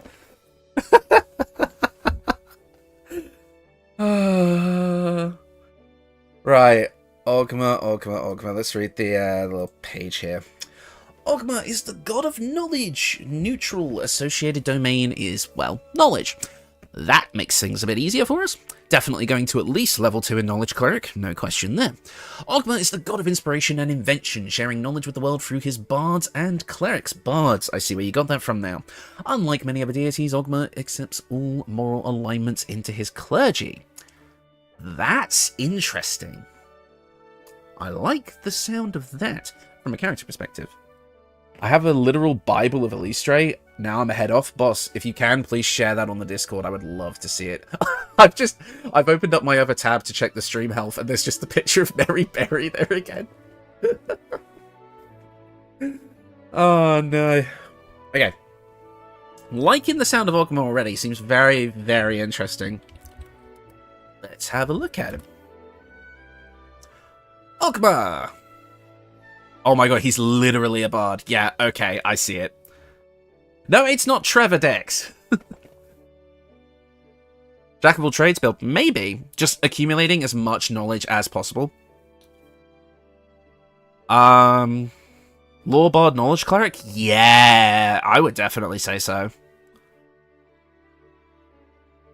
10 knowledge? Yeah, because if we go for a dip into wizard, we could learn any spell. Maybe throw on the headband of intellect to give us high intelligence, and just be a general jack of all trades. Throw on some gear that increases our spell save DC, so that even with a slightly lower intelligence score, we can still get off a lot of our spells. Sounds good to me. Knowledge domain lore bard? Yeah. Can we have a gnome bard, please? I've done a gnome. Have I done a gnome bard? Or was that a halfling? I'm probably thinking of a halfling. Maybe this could be a gnome. Could be fun. A very studious bard. Interesting. Proficient in almost everything. Yeah, because we could do maybe like a like a level dip in, maybe like a dip in a rogue, dip in a ranger, get those extra proficiencies. We could do like a jack of all trades build. Something like that. We've said with the spellcrux amulet. Yeah, something like that. Definitely. Maybe Gith, due to ancestral knowledge. I've kind of already done that, though. We'll see. We'll see. Let's actually read Ogma and see what we're getting here. Ogma was the neutral or unaligned greater god of inspiration, invention, and knowledge. God, if Artificer was in this game. Oh well. And the patron of bards in the Faerunian pantheon. The Lord of Knowledge was the leader of deities of knowledge and invention, and as such was the most powerful god of knowledge in Faerun. The binder of what? Oh, the binder of what is known. I didn't finish reading. I just thought it was like the binder of... What? What is this? The binder of what is known, or simply the binder, was also a member of the Celtic pantheon as a neutral or neutral good intermediate deity of speech and writing, as well as patron of the arts and everything beautiful and creative in all genders. Oh, that's lovely. Ogma's domain was nothing less than the whole of knowledge and thought, whether they were written down, spoken aloud, or even still remained in the mind. For the idea was the purest and highest incarnation of knowledge. I love this guy. Literally everything about him, I just love. A lot of people think that a jack of all trades, yeah, but oftentimes I'm better than a master of one. Yeah. I know what you mean. We already have that, though. Plus, alignment is not an issue for Ogma. The binder of, The binder of, excuse me? Yeah. The binder of what the fuck? In BG3 bards, a jack of all trades, masters the most, yeah. The binder of pardon. Ogma was also known as, I'm going to butcher that, Kiona, goddess of wisdom in the Shining Lands, where she was part of the faith of Adama. And to the Shalarin, he was that name. No, I really like this guy. This is probably one of my favourite deities I've ever had to learn about. Although he was seldom sighted, he was depicted in many different forms. Ogma's avatar often appeared as a handsome, dark-skinned man in bright, resplendent and stylish clothes, an ornate armour more appropriate to a fantastic stage play than anywhere else. Typically, his outfit included a tabard with projecting ornamental shoulder plates and a cummerbund? Never heard of that before. With an exquisitely beautiful scene painted on a medallion-shaped buckle. Yeah. He is a bard. Bard knowledge cleric just seems so right to me, with a dip in the wizard again to get all that magic. It just makes sense. I absolutely agree with sorry, I forget who suggested it, but that one dip in the wizard is definitely great. Ogma had all the abilities of a great bard and wizard and more, as well of course a god. In particular, every non-divine being who heard Ogma's avatar speak could be charmed by him. Enchantment wizard then? Which I've never really done. While they could resist magic, there was no immunity, and it continued as long as he kept talking. He himself was invulnerable to all spells and powers that charmed, altered emotions, or harmed or hampered one's intellect, wisdom, or sanity. Ogma was known to use all schools of arcane magic and was especially potent in abjuration and divination. Oh. The binder of Optimus Prime. Okay, I just look over and everyone's coming up for the binder of I don't get the binder of I don't get it in brackets. The binder of books, aka the librarian. I have posted the Eilistraee Bible in the RPG chat on the Discord. Now I'm gonna go for real. Thanks, boss. I will look at that later because I'm really curious. Binder of please get the real ships. Like, I'm just like, oh yeah, this guy is really fun. You know, there's a lot of really interesting ideas for this build, and I just look over at chat, and it's just beams. I finally understand how Germa feels. Kill something. Ogma could sense any type of idea or type of creative expression anywhere in the world up to 160 days before it recurred, and retained this feeling for long afterwards. See, I'm thinking divination wizard now, actually. Berserker barbarian and throw books. God damn it. Bard 10 is extra expertise. Ogma and expertise going hand in hand. Yeah. The Binder is suddenly looking up the answer on his phone. It's like in class when you have the textbook open, but like your phone's inside. God, I used to get away with that a lot. Yeah. I think the person who said, oh, but then I really want Knowledge Cleric 2, though. Which means we'd have to drop the Wizard level if we still wanted Lore Bard 10. But I don't want to drop the Wizard level either. Bard 8, Cleric 2, Wizard 2? Yeah. Divination Wizard, Knowledge Cleric, rest of the way Bard. I think that's perfect. I think that soy sauce is just pretty much perfect. The binder of what did you get for questions, Ralph? Okay. Can we get back to the task at hand, please, guys? Gotta blow my nose again. Ah.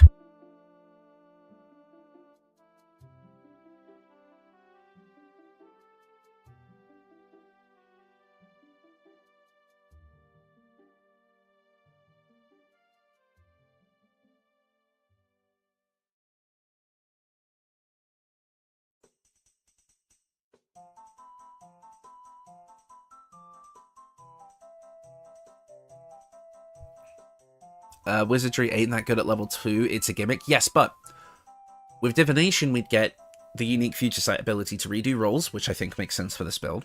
We'd also get access to every scroll in the game, because it scales with spell slots, not wizard levels. Plus, we'd also get a ton of utility spells just from those first 2 levels. I think it's worth it, personally. The Binder of Derailment.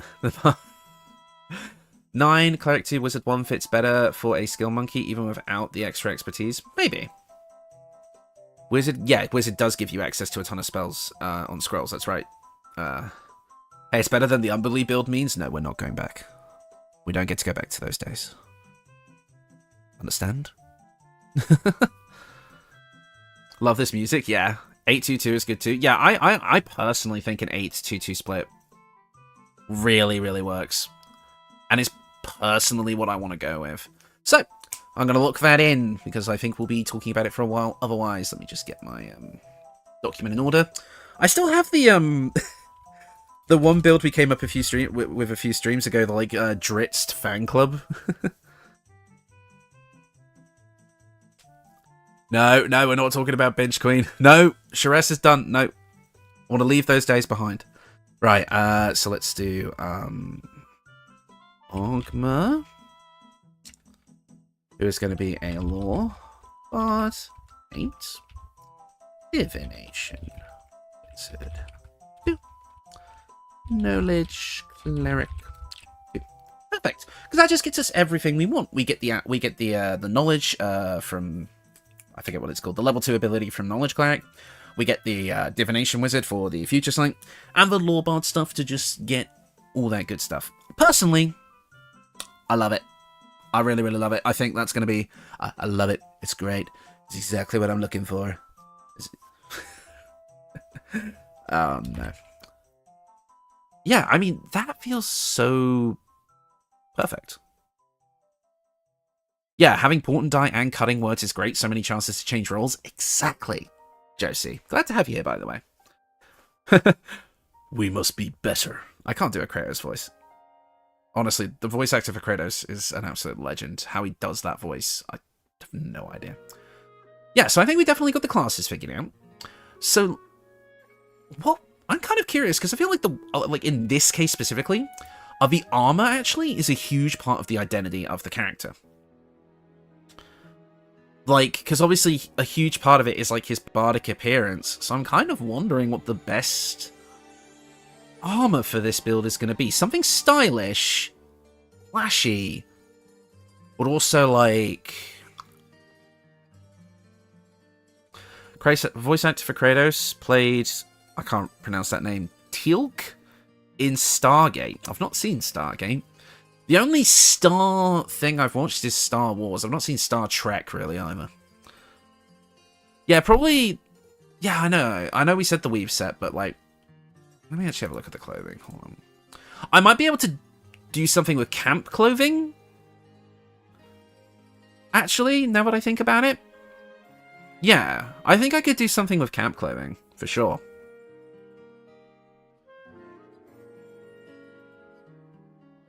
I can kind of do Norse Kratos voice, but Greek Kratos is harder for me, actually. Oh. Well, now that you said it, you gotta prove it, Vlad. You gotta get in the Discord and, like, post an audio file. Hi, Voltage! Oh, it's a shame you can't watch, but I'm glad you were able to come and say hello. Hope the stream's going well. Oh, I'm loving today's stream. We've come up with 2 really, really interesting character concepts already that I'm really into. Or 3, actually, I guess. Too wizardy for a bard? I guess so, but, like I say, if I patch it up with camp clothing... Because I think if I go to, like, the camp clothing, there's, like, a bunch of really good options here. Like, we could go for something like the comfortable outfit, or something, like, really flashy, like something like this. In fact, actually, now that I'm looking at it, that looks perfect. You could probably go with the Amulet of Greater Health and Respec to dump Con and boost Int. Well, the thing is we could use the Warp Headband of Intellect Soy, and that's obtained in Act 1. So maybe it could be like, okay, do the Warped Headband until you get the... But I feel like the Constitution Amulet is a bit better on a frontline fighter, whereas this character is going to be a bit more support-based and spellcasty. So... probably not. I'd probably just stick with the Warped Headband and again use the spell save DC boosting gear to bring it all up. I'd say paint Astarian's clothes purple and use that. Yeah, something like that. Or it could even be something like this. Like that's a bit fancier, but I think it could definitely work. Is there like the character specific ones? Yeah, you could get like Astarian's camp clothing with like the tufty shirt, but I think we could definitely make camp clothing work. Good morning, what deity are we on? Hi, Clever. We are doing Ogma, which we've pretty much already figured the build out. We're just kind of going over the fashion of all things, because it's kind of important to the character.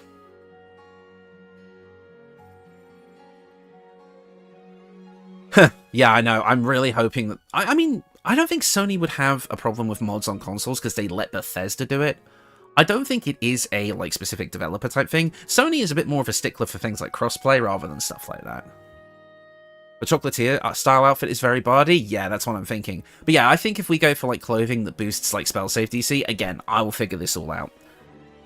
But I think we can definitely do it. Yeah, and Spellcrux to get that level 6 spell slot back. So yeah, I think we could definitely make camp clothing kind of work for this build and just go for the spell save boosting stuff.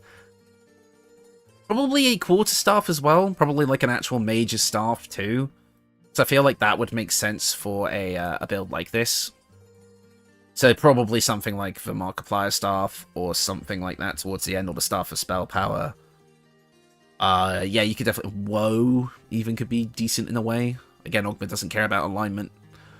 So yeah, I think we've got stuff. Spellspark could be really good in the early game, getting those lightning charges off. Mario Poker... What on earth is going on over there, Soy? What would the name be for an Ogma build? Oh yeah, I mean, I guess we never really came up with names for the builds. I'm gonna call the Grumsh build the Thunder Shaman, because I like that name. For Yondala, I've just got the Chef, which would be perfect.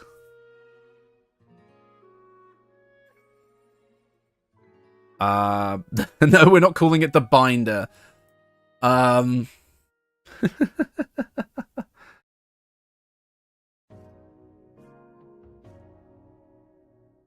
Mark Robostaff? I'm not gonna do a thing where it's like I don't know who that is, because last time you guys got mad with me. Oh, we're gonna do Grumsh? Heck yeah, we done Grumsh. We've got him figured out. The Thunderbard. I like that. I thought Grumsh was going to be Trevor. Again, Easter eggs. That sounds BDSM-y. Why? Chef Boyar Cleave.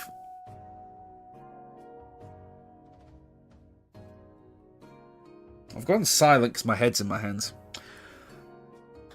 Yeah, I don't know. I'll have to come up with something, but a name for the Ogma build.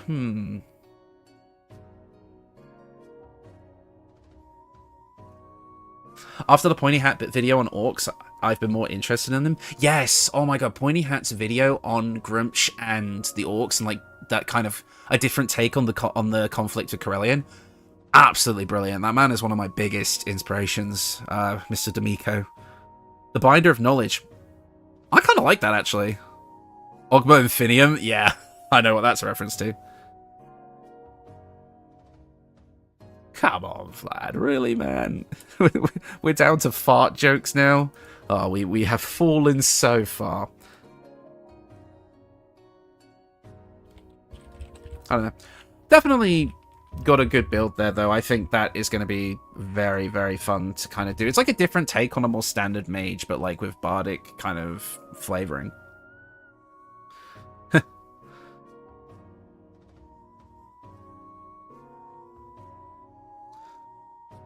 No, we don't. I don't have to choose.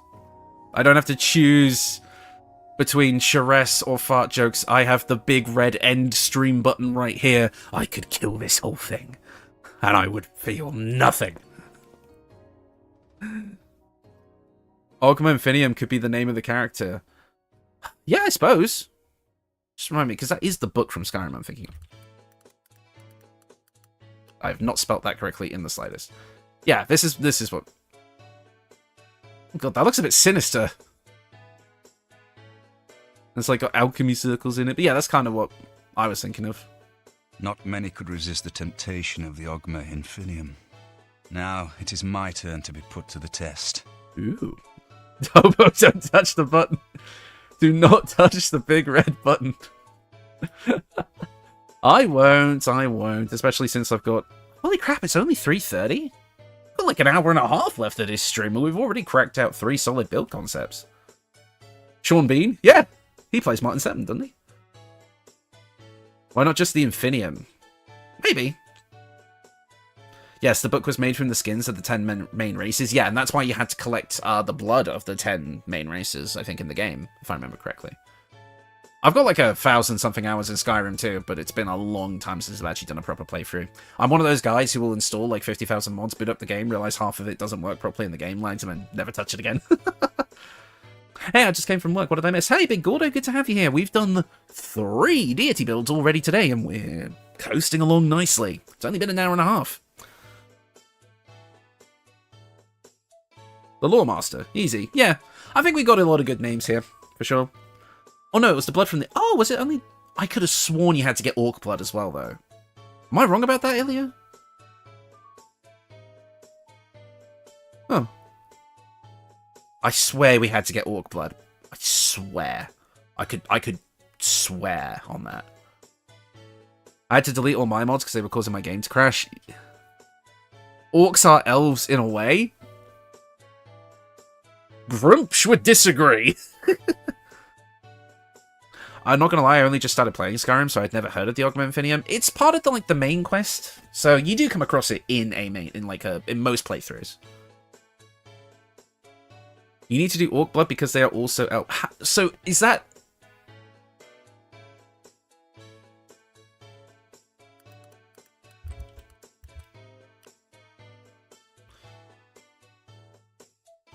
Huh? What?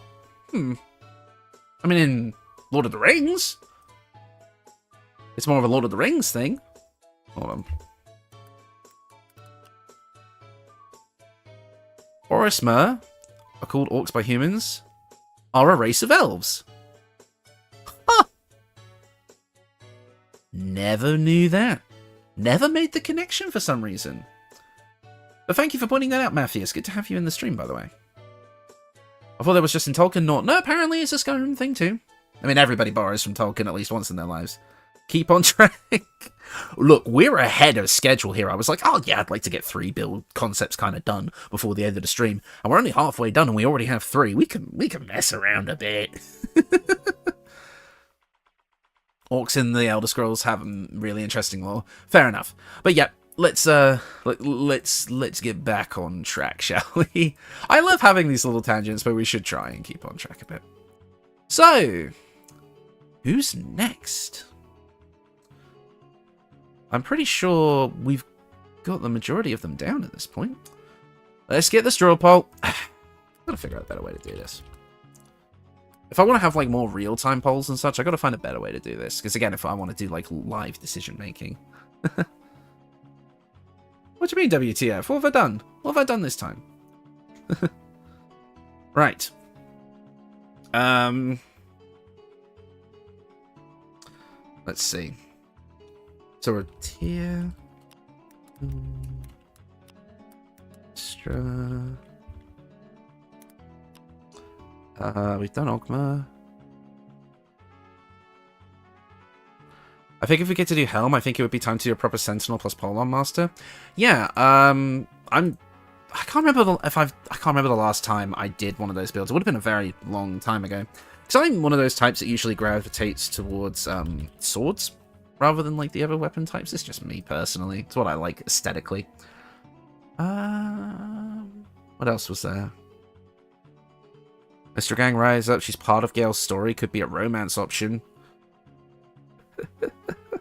Maybe. Technically, Gale is the chosen of Mystra, isn't she? Or Elminster, I guess. So technically, wouldn't it be a Gale build, at the least? I don't know. I'm trying to think, is there any other selectable ones that I haven't done yet? Oh, I always forget, Garl Glittergold.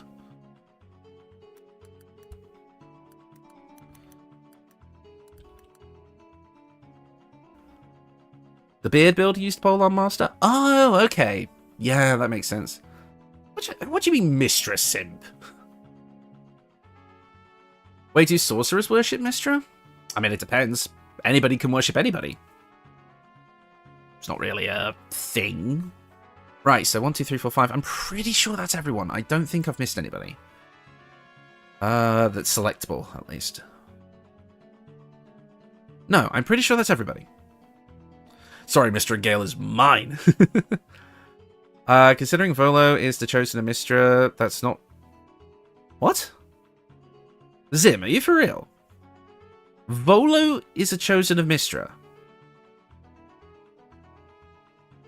Volo Thamp.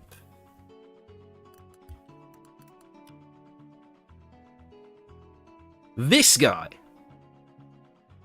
Well, it looks very different here than in Baldur's Gate. Mystra has a bunch of chosen. Really? That's hilarious. Volo's Guide to Trying Again. Did he write a self-help book?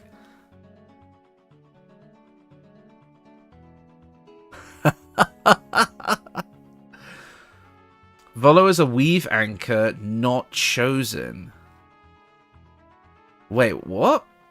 What the hell's a weave anchor? This is... Banana acquaintance. Good to have you here, by the way. What the hell's a weave anchor? I'm learning a lot of things about D&D lore that I am just not prevalent to. Skills and abilities.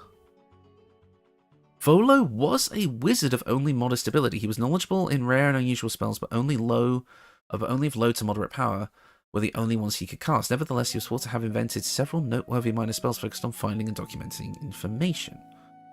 Sorry, this is a complete... Oh yeah, whoa, here it is. Unbeknownst to Volo, he was in fact a weave anchor, being imbued by Mystra with her divine fire as a way to prevent the weave from collapsing again should anything happen to the goddess of magic. Again, she chose him because no one would ever suspect him. For security, this was a secret only known to Mystra and Elminster, and kept secret from Volo himself lest he boast and blab about it.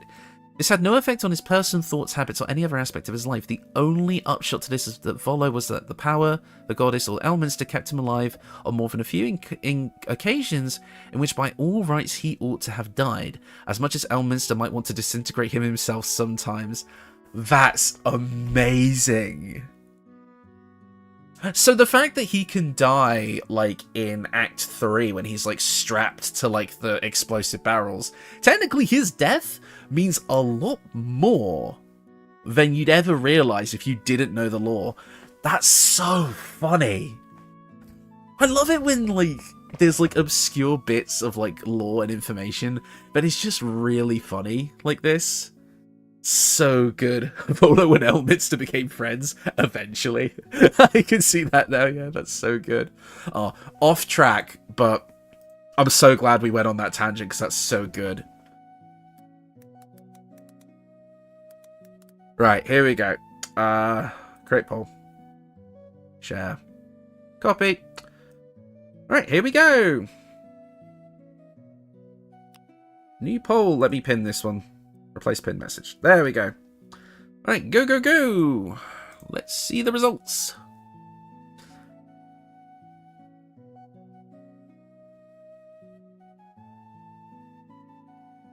While we are voting, what about making a YouTube playlist for the deity builds? Did I not do that? Oh no, I did one for the Origin Companions. I think I usually wait until, like, a series is done before I make a playlist on it, but I could do that, I suppose. I guess it would make sense. Let me open up my, I have a tab here, give me a second. Let me see.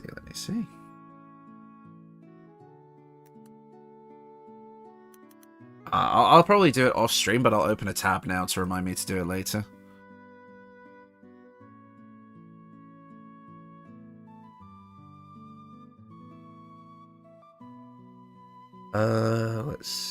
Where do I even go to do that? I can never remember. Create new playlist. Here we are. I'll remember to do that later. I've got a tab open telling me to do it. Oh, well, okay. Looks like Kelemvor is pretty handedly taking the votes there. That's interesting. I honestly thought Mistra was going to take it after that whole Volo shtick. But, yeah, Kelemvor seems to be back on the menu. Volo can't canonically die. BG3 death will be retconned. Yeah, isn't he responsible for, like, I say responsible for, but you know what I mean. For, like, 2 D&D sourcebooks as well. Like, he's too big of a deal to die. We might be quite some time before we finish that series, but it's up to you, obviously. Yeah, I am going to make a playlist, for sure. Do an elf build, and then next week do the orc build rivaling them, like what you did for the Oni. Yeah, I mean, I could do that. Could do something like that. Also, I gotta say it again, name it the Derailment Stream. Also the most productive so far, funnily enough. Well, I think it's only the most productive because I've changed the rules in which we're not going over all the equipment and such as well. Which, yes, makes things more productive. I mean, I gotta do more stuff on my own time, but honestly, with such solid concepts, it's not gonna be that hard to get the equipment sorted. Kelemvor is a Legolas-style build? Yeah, because his whole thing is a bow, right? Yeah. Kelemvor classic Elven Ranger Cleric Archery style? Yeah, probably pretty much. I would imagine so. I could do something similar to like what I did for my old, what do you call it? The Glacial Archer, where I used Divine Strike to get, like, elemental damage on the arrows, because I use Nature Cleric, and it has, like, Divine Strike Ice, so you could do that with, like, Fire, Ice, and Lightning. Could work. The binder of I've got to bounce now, so see you later. Oh, thanks for joining in, Sin. Glad to have you here. Bard bow build. Maybe. But looks like we're doing Kelemvor anyway, so let's look into it. Kelemvor, the elf god of art and magic, chaotic good. Associated domains are Arcana, Life, Light, and War. War is interesting. Didn't see that coming. Creator of the elves, Kelemvor oversees the elfin pantheon as a whole, providing blessings to those who study art, magic, and nature. This deity can be selected, yes. So, let's have a little look-see, shall we? I'm going to butcher the spelling of this, but sure. Kelemvor! Done. I'm like, hi, Chloe, good to have you here. Longsword for Kelemvor. Yeah, there is an actual, like, it's called the Larithian's Wrath longsword, so we'll definitely want to do that. Don't do Garl without me. I don't know if we'll get to Garl today. Maybe, maybe not. Who knows? I heard Sin. Yes, I did. I heard Sin. I won't do Garl without him. Imagine all the champions in one place, conflicts arise. Yeah, that's true. If we did a big battle royale for all of my deity builds, who would win? Ranger bow and have AoE ranged attacks every turn, or Bard bow to have teleporting and 2 shots per action. Why don't we just do, like, Swords Bard, Hunter Ranger? Get Hail of Thorns, the Bardic Flourishes on the ranged attacks. Or better yet, Ranger Fighter. Just get the maneuvers that work with ranged attacks. Might be a bit more in theme. Well, let's read and see if we can find out. Corellian, or more fully Corellian Lyrithian, whose titles included Creator of the Elves and the Protector, was the patron god of all elves. He was the creator and preserver of the Telquesia, I'm gonna butcher these names, governing those things held in the highest esteem among elves, such as magic, music, arts, crafts, poetry, and warfare. So just everything, then. Okay. Corellian lived in the realm of Arvandor. He approved of those who killed orcs and followers of Lolth, blessed those who aided others, and became angered at those who defiled the dead or fled from their foes. I mean, if I'm being honest, guy seems like kind of a dick. Oh yeah, you know, just kill all the drow and all the orcs. You know, they have no redeeming qualities whatsoever. Oh, but don't you dare flee from battle either. Don't be a coward. Jesus. I guess that is very elvish, I guess, overall. I would recommend the Bard since it would get good skills from ranged and melee attacks. But again, so does Fighter as well. The main reason I'd be going Ranger is for, like Hail of Thorns and such like that. I'm not going to say a... Okay, Vlad, I know they're fictional creatures, but I'm not saying a... not saying a slur. Nah. Okay. Oh, jeez. I would recommend the Bards. Yeah. Fighter Bard? Maybe. Let's keep looking. Let's see if there's any specific class that is innately tied to him. As the personification of all things elven, including the racism, Corellian was once a warrior, a poet, a mage, and a bard, and a male and a female. Okay. However, in his love of Eilistraee, he settled into the aspect of a male gold elf warrior, a counterpart to her female dark elf artist. While he retained the capacity to assume a male or female form, he conventionally appeared as an androgynous male elf, possessed of a life build and preternatural beauty. Whatever. Okay, whatever. This is just stuff. Nothing there. While Corellian shared the elven trait of pride that could border arrogance, this never got the better of him. He was a god with an endless willingness to learn from others and acted on it, unless they're orcs or drow, even including morsels in his sources of discovering new information, methods, or philosophies. Why not War Cleric? Maybe. We'll see. Sun High Elves are the intolerant ones. Moon High Elves are the bardy types. Interesting. Okay. Hey, he was a warrior and a bard. Yeah, so he's definitely... Yeah, but he does everything. But I could definitely see us going for maybe a fighter bard. Could definitely work. I think you're on the right track there, Clever. Is Astarion Sun or Moon High Elf? I don't think they distinguish the two in the game. It would be kind of ironic if he was a Sun Elf. Right, Trophy, considering that he has Life, Light, and War as domains, there could be a number of different builds, perhaps a Life Cleric Law Bard or War Cleric Swords Bard. I could see, because we don't need to go to level 6 for the extra attack if we go to maybe into Fighter or Ranger levels, I could see War Cleric 1, Swords Bard 5, Fighter 6, Battlemaster Fighter. Because that would get us all the melee and ranged maneuvers we could want, allowing us to be really effective with ranged weapons and melee as well. It would give us bonus action attacks that we can also use. I think that sounds kind of good, to me, at least personally. We'd even get the extra feats from the level 6 of Fighter to maybe throw things like Sharpshooter on there as well. Could work.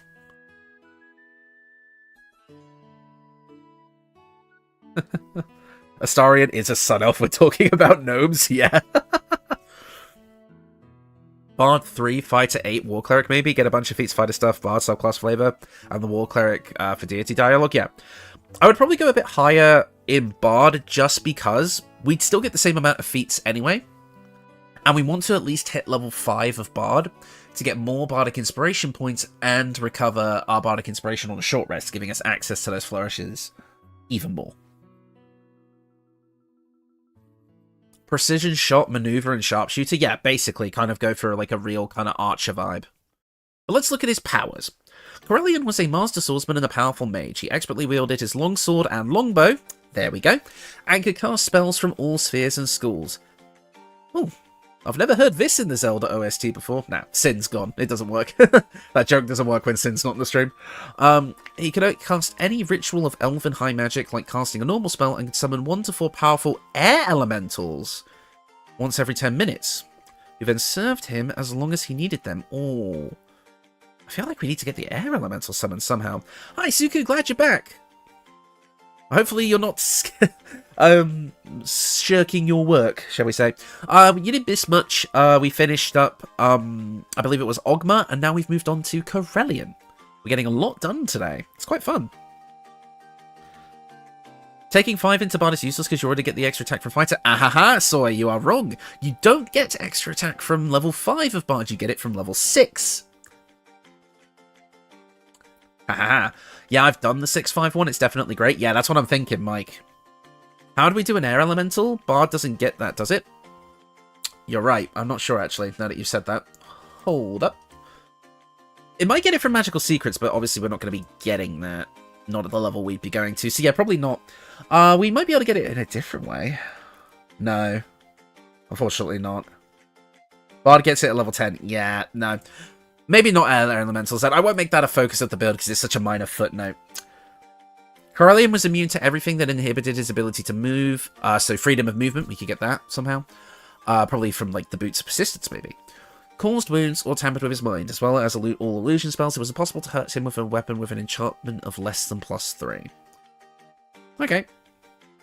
So, longsword, longbow, definitely. Sharpshooter for sure, definitely want that. His amulet worked like an amulet of pure good, and he had a wand that worked like a staff of power. Okay. Yeah. I think we've pretty much got what the build is going to be, for sure. Could you dip 1 into Wiz for the elemental? Yes, but I don't think with the rest of the build, I don't think we'd have enough spell slots anyway. And our levels are really stretched thin with the concept that we're going for. Yeah, when you really need the elementals, you could just use a scroll. That's true. You could do it like a duo build, a bit like Selune. Maybe. Just throw on like a moon druid who can turn into an air myrmidon. Maybe. I try, as much as I like duo builds, I try not to split like a single concept into a duo build if I can help it.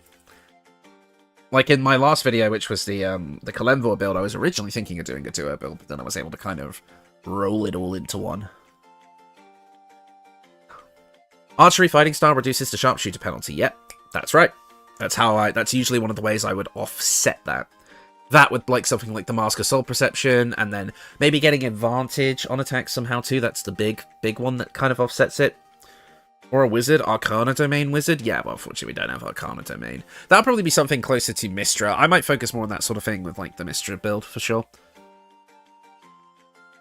Yeah, so I'm thinking the build is, let me just again organize my document here really quick.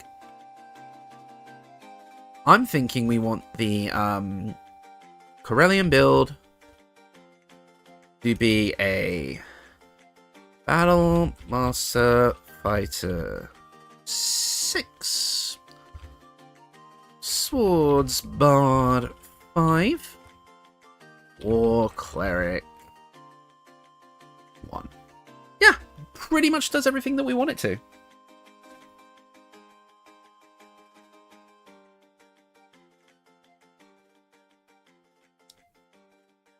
Oh, I already started a run with the Kelemvor build, one of my favorite 5e deities. Yeah, Kelemvor was a really popular request to do like a bunch of. So yeah. Yeah, that's the thing. I agree, Clever. I don't think the elemental is important enough to change the entire build just to get it. It's just a footnote in Corellian's own power. In which case, we could get it from, like, Conjure Elemental Scrolls, or, again, just have another party member who could do it. I feel like focusing on the melee and ranged combat kind of mixing together makes the most sense to me. I would definitely say we want the Sharpshooter feat. I would definitely be focusing more on the ranged stuff, but I could see both coming up. So let's actually I am going to figure out the weapons for this build on stream, I think.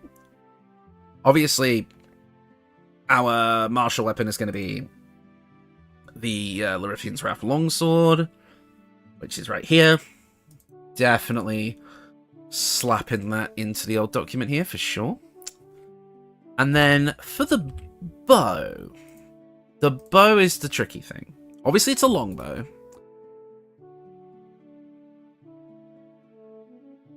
Actually, having the lore for his chosen to lose touch with his ability to summon from the tadpoles or in search of air elemental scrolls might be a nice touch. Yeah, actually, Banana, I agree with that. Could do the Titan String Bow. Dead Shot, maybe. Let's have a look. We have a few options. We have the Titan String Bow, if we wanted to make the build more strength-based, which we don't have to do, because obviously the Rinthian's Wrath is a finesse weapon, so we could actually be a lot less multi-ability score dependent if we went with a dexterity-focused weapon. Because with that, we would be able to just focus on charisma, dexterity, and constitution and not have to worry about the rest. Gaunter Mail, obviously, is always a good choice. Although, wait, where's the bow that's racist? Hold on, there's a racist bow that would be perfect for this build. Where is it? I think it's a short bow, which sucks. Hold on. Yeah, the Blightbringer. Attacking gnomes or dwarves with this weapon receives a 1d4 bonus to attack and damage rolls. When this weapon lands a critical hit, it also slows the target. I told you there's a racist bow.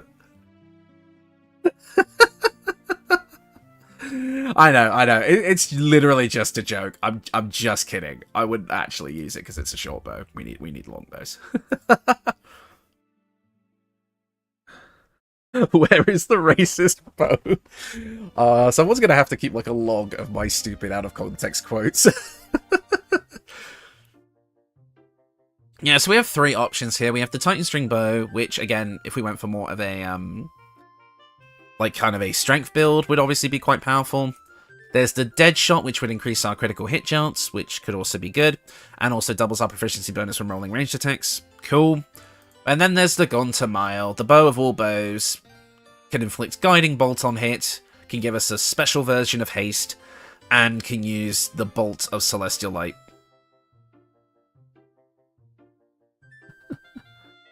That's a bow for Astarion, though. Yeah. Actually, would Ranger be a more ideal class since he's both a magic and a big bow user? I mean, yeah, we considered... what's it called? Ranger before. Hold on. Because I would say Ranger could be good too, because you could get the archery fighting style from there as well. You could get Hail of Thorns, Hunter's Mark, Ensnaring Strike, which all work with ranged attacks. You could go with Hunter to get either Colossus Slayer or Horde Breaker for another kind of extra ranged attack.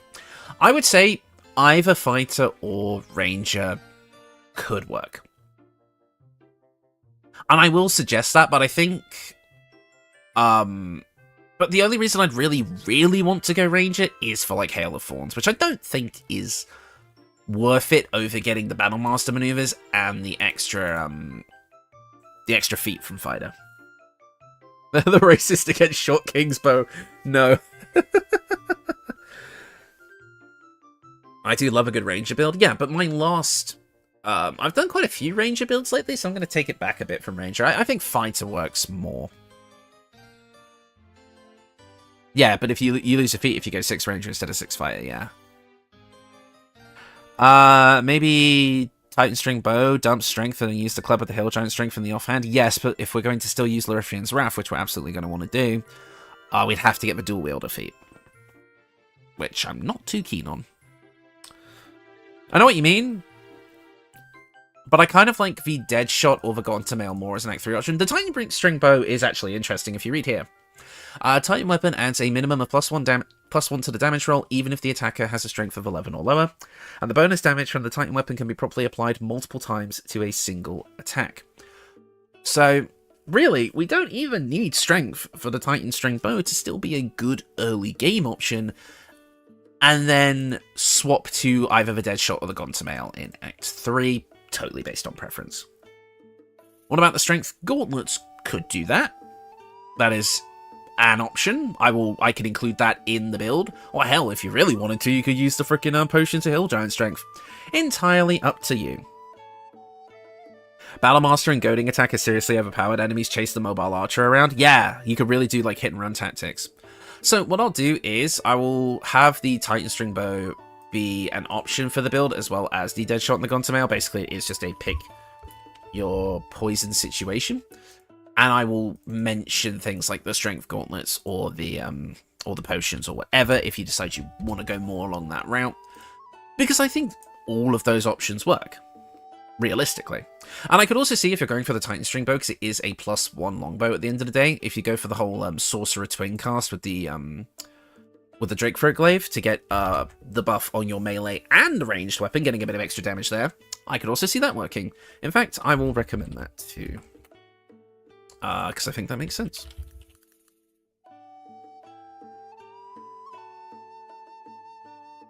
You get a little bit of extra damage on both of those. There we go.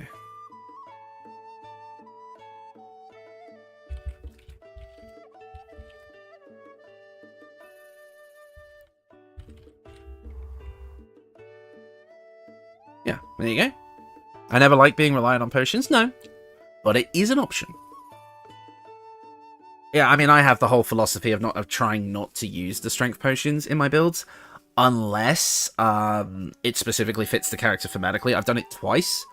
Once for the Oni, and once for the Pit Fighter, which is an old build of mine. At least now.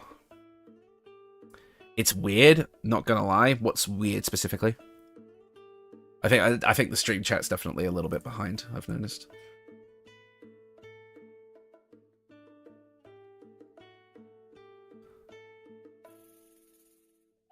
So I'm just checking things, seeing if there's maybe a setting or something I can change. But it won't let me, so... Right. I see that going pretty well. I think we've pretty much got it. Again, for this build. Oh, potions? Yeah, I know what you mean. Yeah, I know what you mean, Dex. Yeah, I mean, flipping out. We are cruising through these. I think we've got pretty solid builds all around for these guys. Yeah, I mean, I can't... So let's just go over what we've got so far. We've got the Thunder Shaman Thagrush, which is the Barbarian Cleric. The Chef for Yondala, which is still my favourite of the night, which is mostly a life cleric, but with a dip in the druid. The Knowledge, Divination, Law Bard for Ogma, and Corellian is a Fighter, Swords Bard, War Cleric. There we go. So are we going High Elf or Wood Elf? Probably High Elf, because Corellian is a High Elf.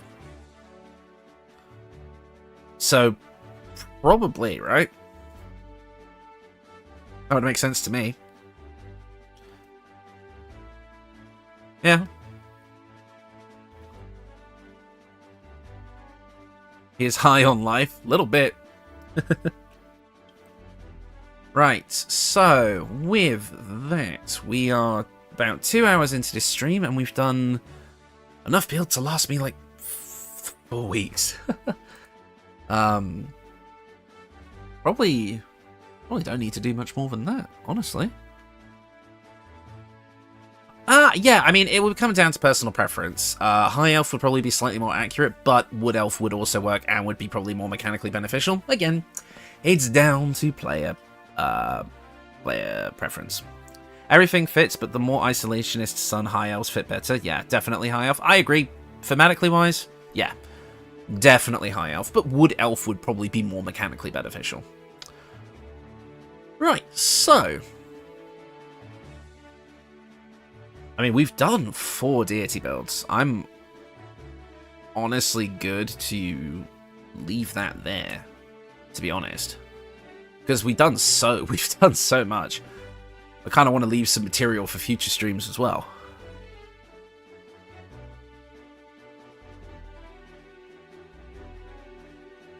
Let me see here. Tell you what. Let's leave deity builds for now. And switch to... What do you mean by build discussion, Dex? Elaborate a bit further? What about, there was something else I was gonna do. I can't remember what it was, though. Sorry, my brain is a bit all over the place. I either was gonna do, like, something like kind of just, like, a general build kind of thing. Like, if you guys want to maybe, like, suggest some concepts and we can kind of get some ideas going, just for general stuff, might be a bit fun. There's some stuff in the Discord server that I've been meaning to look at, and I haven't quite done so yet, because people keep suggesting things. there.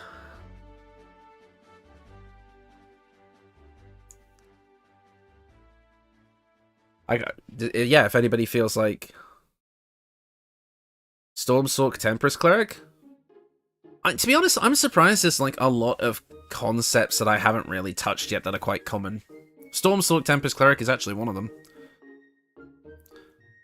I'd love to see some fun builds like the ones based off characters of Dice Throne. Not heard of that.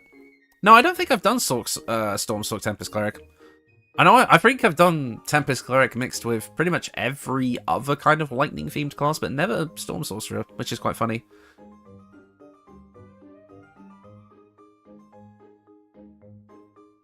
Let me see.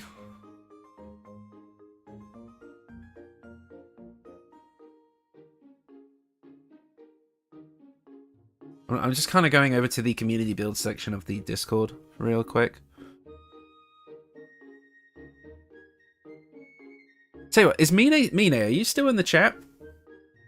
Where's Mine? I need Mine. Mr. Flameblade, where are you? Are you still putting off modded builds for the moment? Yeah. They just weren't popular. They were consistently my worst performing content, and honestly, it wasn't worth me continuing that series. Especially now that I'm able to work on other stuff. I'm working on a massive, and I mean massive video at the moment. Probably one of the biggest I've done ever. I'm currently in the process of making that, and I'm kind of using that extra time to do so. Barbarian Valabar drums only for Nordic Skull? That could be cool.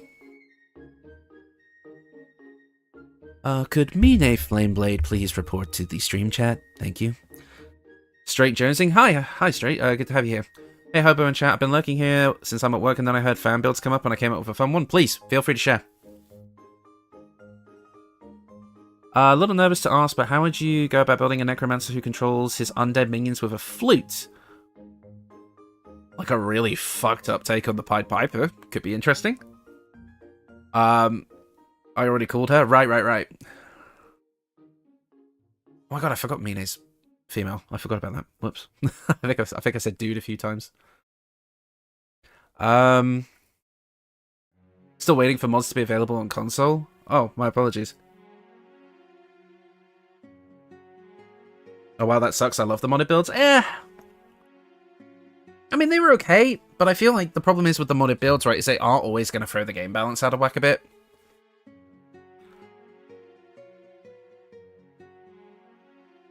I had a quick idea about making a spell sword type build with Monk.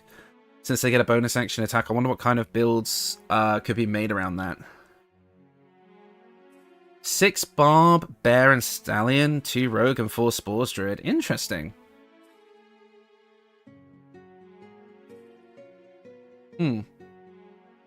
On Discord, I made a Jack Black or Eddie from Brutal Legend, and he's going to be a Lore Bard Battlemaster Fighter. That's amazing. Tell you what, maybe I can share the maybe I can share my screen on the because what we could kind of do, right? Because I wanted to look at because the reason I'm trying to get Mine's attention is because they've asked me to look at their Dracolancer build because they've been updating it, and I was thinking, you know what? I would like to kind of have a look at it on stream, and we could all kind of have a look at it together because I thought it might be cool to kind of go over like a viewer build. So I was hoping they could be in the stream for that. Hi, Mine. I was just saying, because you were talking about your Dracolancer build, and since we've got enough deity builds, I kind of wanted to move on to like viewer creative builds, like from the Discord.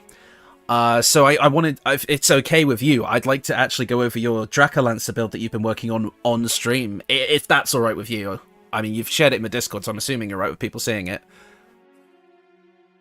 The weapon, use bump decks and cons, symbiotic health restores when dashing. Weapon was Undermounted Knife and duels prerogative. Oh, okay.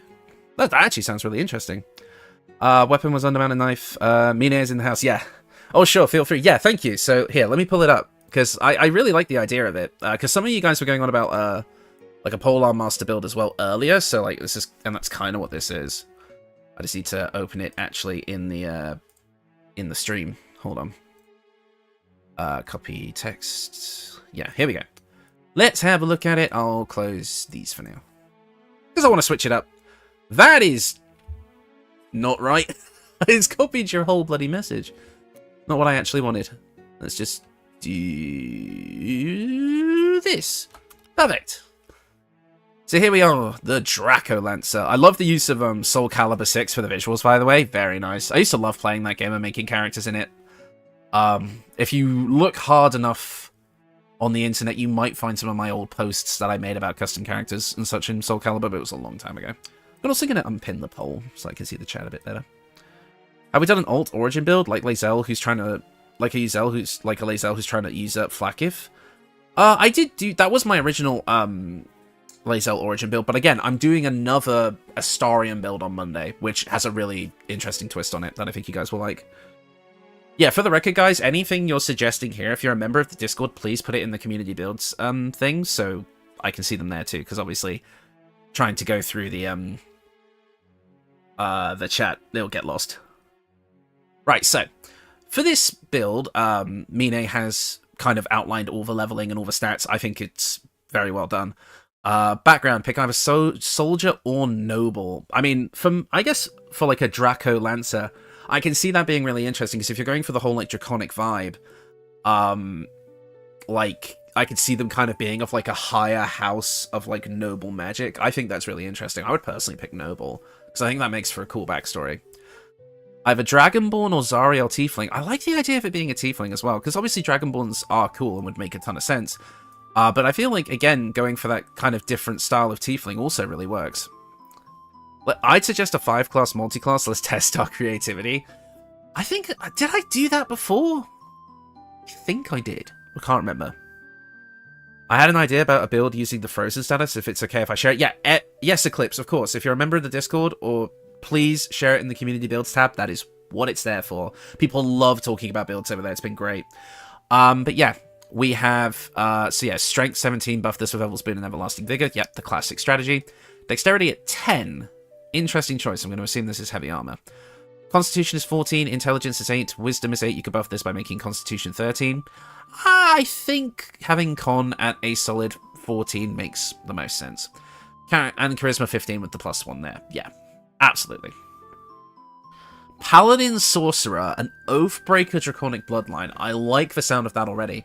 That's a bit close to when I did, I think, my original Bahamut build from a long, long time ago. Because I think somebody asked for me to make a Draconic Sorcerer, and I think I did. Yeah, good old Sorcerer. If it works, it works. So 1 to 5 a Paladin at level 4, grab Polar Master, make sure to grab Command and hold Person, and then from 6 to 12 go Sorcerer. Yeah, pretty standard leveling, getting your extra attack as early as you can. I find it interesting that Command and hold Person are so important to this build, and it'd be interesting to know what the significance of Oathbreaker is here, because I think that's very interesting.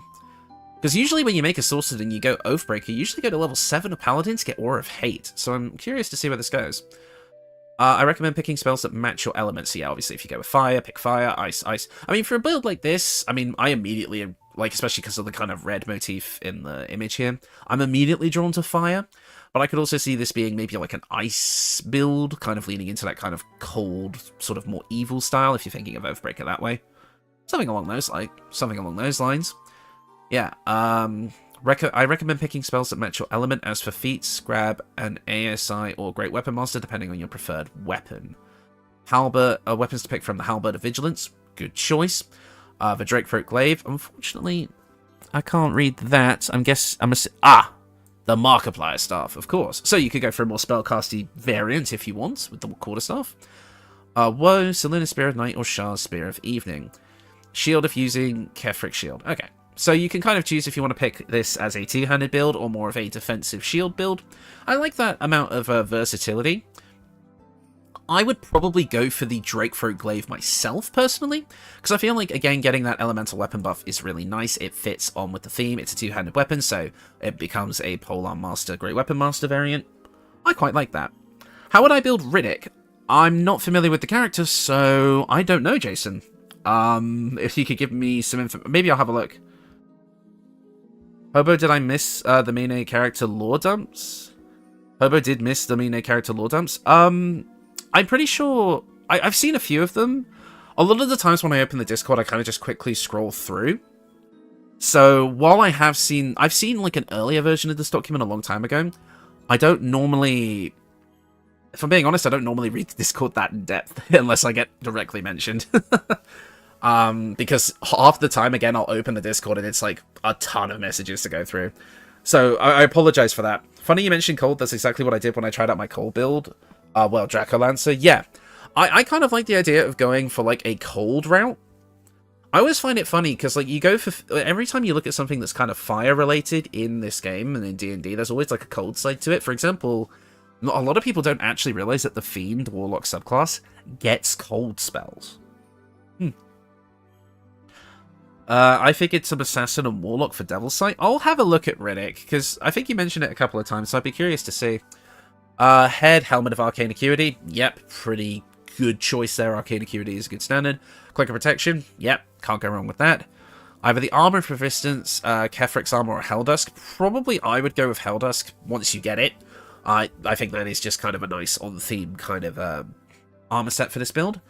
As for the other two, there is an armor that I think would work well for this build, but I don't know if it got mentioned. Let me have a look. Let me see if I can find it. Hold on. Where is it? Yeah, the, either this one or this one. So, with the Flame Enameled Armor, you would get Fire Shield, you would get automatic resistance to fire damage, which if you're playing a Tiefling, you will do anyway, but if you're playing a Dragonborn, maybe a Cold Dragonborn, you could get that resistance. A +2 to initiative rolls, so you can always be kind of ready to go. I think this, the only problem is this is medium armor, so with the lower dexterity, you're going to have a bit of trouble. So if you prefer a heavy armor variant, the Emblazoned Plate of the Marshal can be pretty good. The only problem is it would mean that Will's dad goes dead. But it's a really, really good set, getting that innate resistance to fire damage, reduce all incoming damage by 2, getting Fire Shield as well. I think this could be a pretty solid set. For like a Dracolancer build, you kind of got like the fire motif on the front. I can understand why maybe someone wouldn't want to go for that, because it is intrinsically tied to an already existing character. But I actually think it could look really, really nice. Yeah, we're kind of just looking at some of the community Discord builds, because so many people have been submitting so many interesting ideas and concepts that I kind of wanted to go over them and see if maybe I could, we could chat about them and just do stuff. I'm just kind of turning this into a chill stream, because we've been so productive, so I kind of just felt like, you know what, I want to engage with you guys a bit more directly. I never considered these armors. No, a lot of people don't, because again, at least with the other one, the medium armor variant, that one's just intrinsically tied to the Flaming Fist, so people might not want to use it, but I do think it looks quite good, and I think it would fit the kind of vibe, especially with the abilities, quite well. Maybe, I mean, I haven't scrolled down to the... yeah, so you've gone for the Helldusk gloves to get that fire buff. But if you wanted to use medium armor and patch up that dexterity, you could dump it all the way to 8 and then go with the gloves of dex and then use the flame enameled armor. But I really kind of like the Emblazoned Plate of the Marshal as well. But your choices are really good as well. The Armor of Persistence is a solid option. Kefric's armor is good, but I always worry about the disadvantage to dex save throws. And obviously, if you get Helldusk, I mean, again, you've pretty much already beaten the game at that point, which is why I never really recommend the Helldusk set. But obviously it is just like, it would be the perfect armor for this, but up until then, you could go with other stuff. But by the time you get the Helldusk armor by beating you-know-who, it's kind of already over at that point, just in my opinion.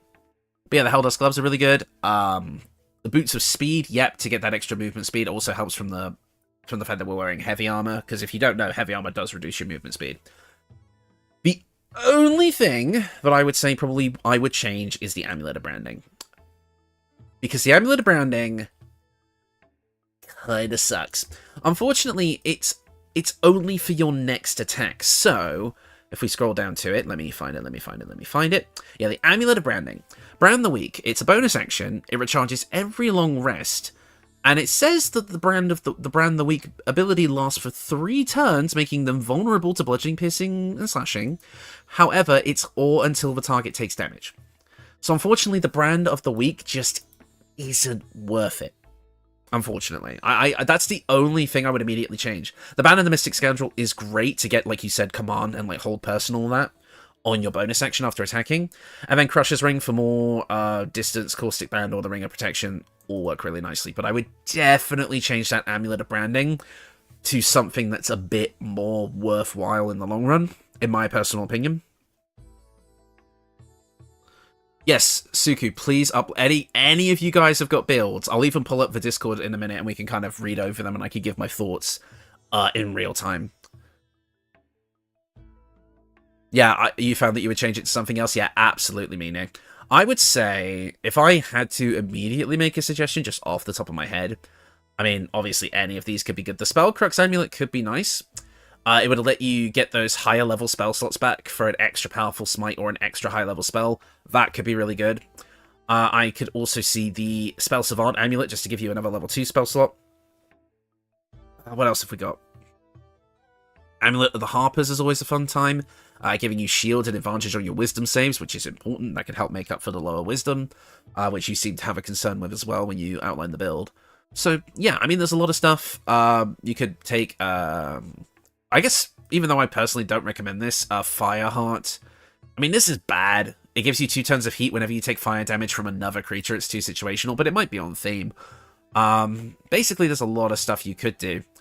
But overall, I really like the build. I think I like the idea of having, like, kind of this polearm master, kind of Lancer type, who kind of puts that little bit of a spin on, like, the Sorcered archetype with a bit of the dragon stuff. I'm a sucker for the dragon stuff. Oh, I remember now. I did go Spellcrux thing. Yeah, there you go. I really like this build. I think it's a fun time, and I appreciate you sharing. How do I join the Discord? Oh, yeah, there's a link on the channel page. Chloe, yeah, feel free to join. Let me have a look here. I can have a look. Let's see. Yeah, we've had a few people join. Pretty much today, which is nice. Hold on. Oh my god. Well, you said you spammed the chat. I didn't realize. Dex. It's just Mine. Yeah. Let me have a look and see what we have here. Community builds. Here we are. We have one here from Roy, I believe it is. Let me have a look at it. There's always this one, this website that I never ever use, which is the, which is like the EIP build planner. I would have used it when I started if it has existed, but now I just kind of, I am my own build planner. I'm glad you liked the build. Yeah, it was really fun, Bine. I've been keeping an eye on this one because you've been updating it as you go. And I actually think it's really, really interesting. I think it's a strong build for a playthrough for sure. I've only ever joined an ARC Discord before, so I'm a little bad at navigating it. Oh, it's fine. Just look for the community builds tab and post your stuff there. So this one was just posted by, I believe it's Roy today. Roy Bread? Yeah. And he was kind of asking for some thoughts. So let's give them to him. So we have, it looks like it's for Astarion, which is cool. A level 12 High Elf Rogue. Interesting. With the Charlatan background, I mean, obviously... Oh, but this is specifically for the Ascendant, so if you go with that, and we've got Firebolt for the cantrip, because unfortunately you can't change it. Unless you start with Astarion as the origin, in which case you can change it, but if you have him as a party member, you can't, unfortunately. Dexterity 18, Con 16, Int 16... 8 charisma, 8 wisdom, 8 strength. Interesting, so we're not getting a capped out stat. I wonder why that is. Are we using feats? I see, so that's a bit misleading. It's actually a rogue wizard. Interesting. Is this an attempt? No, it's not an attempt to make arcane trickster good. It's a thief. Yeah, let's have a look at the level 3. Thief. Yeah. I see what this is now. This is a left-handed spell sword. Isn't it? I wonder if Roy... I don't think Roy's in the chat. I don't think he can make it to the stream, so hopefully he doesn't mind me kind of rating his build on the stream. Let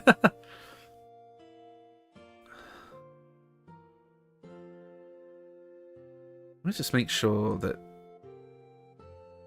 Should I call him? Nah. I knew Mine was around because they were in the chat earlier, but I don't think Roy's been in the chat, so I don't think we need to page him. If I remember, I'm pretty sure he's asleep. So, I forget his time zone. He's either asleep or he's at work. But, so yeah, Left-handed, so we're doing a left-handed spell sword based on a wizard. Going for Cloud Kill, greater invisibility. He's also chosen the dual wielder feat at Wizard 8. Interesting choice. Fire Shield and Blight. Fear and Vampiric Touch, Counterspell, Haste. Oh, so he's going for all of the stuff that kind of makes Astarion kind of lean into his, like, vampiric stuff. Mirror Image and Blur, Mage Armor and Ray of Sickness under the Necromancy school. This is actually a really cool build. I quite like this. For Astarion as well, I think it works out quite nicely.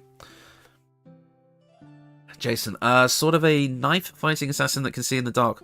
Also befriended an A-line wolf hyena type creature. Oh, this is Riddick. Okay. So kind of, yeah, you could go for like an assassin rogue, maybe mixed with warlock for like Devil's Sight, and then like the darkness combo. Or you could go for Shadow Monk to get kind of that martial arts fighting style, and go with the Eversight ring to get Devil's Sight instead. Make an assassin Shadow Monk. That could work.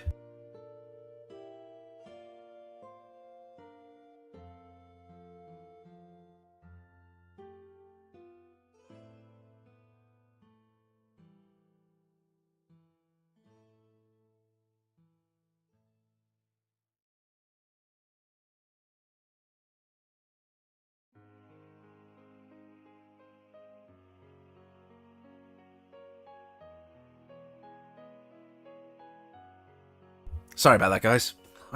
My nose is starting to fog up. I think allergies are happening, which is fun. But back to this build. Oh, sorry, I'll quickly answer you, Jason. Not really sure on the level split. Maybe Assassin, Beastmaster, Warlock.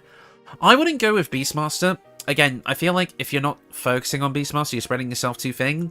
Instead, just have a secondary character play a druid to fill that role, and I think you'll have a much better time. But yeah, my initial thing for something like along that character archetype is Assassin Rogue. Probably 3 or 4, depending on if you want your martial arts die to be higher. And then Shadow Monk the rest of the way. I think that could be really fun. Yeah, wizards with 2 bonus actions make great spell shooters with a hand crossbow. Yeah. Especially fire with the Pyro Quickness hat. Yeah, I agree. I feel like you could do this as like a crossbow build as well as kind of having a left-handed spell sword. No, Roy's come up with something really, really fun and interesting here that I honestly probably wouldn't have come up with. He's done a really interesting job here. I like the spell selection. I feel like it's all very on theme. But again, I feel like you get to these kind of higher levels, especially with Haste, and I feel like you cast Haste all the time, making things like Blur not as appealing. So I'd maybe train those out later, but otherwise having things like Greater Invisibility is just, it's perfect. And Cloud Kill and Blight to top things off is a great idea. I could also see the dagger in particular use here being Rhapsody, which he's done. Oh, that's why he's gone for dual wielder, so we can use Woe and Rhapsody at the same time. Brilliant. With the Ballist armor for the vulnerability to piercing, the gloves of the balanced hand for 2-weapon fighting. To be honest, probably not needed actually, because I don't think you're ever actually going to be attacking with the Woe staff. I think you would probably I would actually have it in the offhand, unless I'm forgetting something here. Hold on, let me check something really quick. I just want to check the weapon here. Quarterstaffs, and we're going to scroll down to the Woe staff. So, the only thing you would get from having Woe in your main hand is the Blight status effect. Oh, but I guess if you're playing the left-handed spellsword, you want to have the dagger in the offhand anyway. If you're focusing on attacking with it. Yeah, you know what? Disregard what I'm saying. You probably are going to want dual wielder to make up that downfall. Everything left-handed is great because it bypasses the need for extra attack. Exactly. That's why I really enjoyed my left-handed spellsword video. You'll better not be doing Garl. No, Sin. We got 4 deity builds done, so we've kind of swapped gears to a more casual stream, where we're just kind of looking at viewer-submitted builds from the Discord, and I'm kind of looking at them. We've looked at Mine's Dracolancer build, and we're currently looking at something that Roybread submitted, which was which is like an Astarion build that uses the kind of left-handed spellsword style with Necromancy Wizard, and it feels really cool. Rhapsody is in the offhand for another attack. Yeah. So yeah, you definitely want dual wielder. And you get it late enough that like when you would get these weapons anyway, it's not really going to feel too bad. So yeah, I see why he went for dual wielder now and he's got the Rhapsody in the offhand. I just needed to think about it for more than 2 seconds. Arcane Acuity, great. Could also be the Diadem of Arcane Synergy. Cloak of Displacement, perfect. Gloves of Balanced Hands, yep. Boots of Arcane Bolstering. 1 second. Because I've looked at these before, but I think they got nerfed. Let me have a look. The Boots of Arcane Bolstering is a pair of boots that grants Arcane Charge whenever you dash. And you would be able to dash with the bonus action from Rogue, so you are going to be able to get that off quite consistently. When threatened, you deal +2 damage to bonus for spells. Tooltip is misleading. In practice, when you have Arcane Charge, you deal 2 bonus damage to entities that are threatened. You do not need to be threatened. Oh, so yeah. I could definitely see that working, especially with kind of a bit of magic missile spam. So yeah, I can see it working. But I could also recommend the Boots of Striding, so that as long as you're maintaining concentration, you can't be knocked prone and have that concentration break. Really helpful in the late game, and especially with tricky terrain. So I would say, while these are good, I could see them being swapped. Parapet of Wound Closure, yep, makes sense for a vampire. Ring of Arcane Synergy and the Ring of Regeneration. Yeah, with the Dead Shot for the extra crits. Honestly, really solid build. 9 out of 10. I can see this being really good. Update, added stats. Oh, okay. Thank you, Mine, for the new stuff. Right, I'm going to reply I'm going to reply on the Discord. 9 out of 10.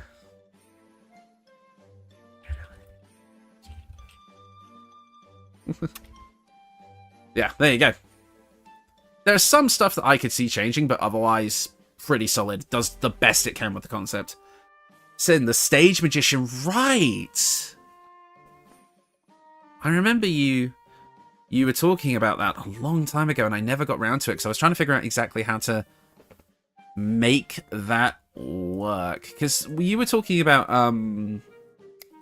snapping my fingers as I'm trying to remember.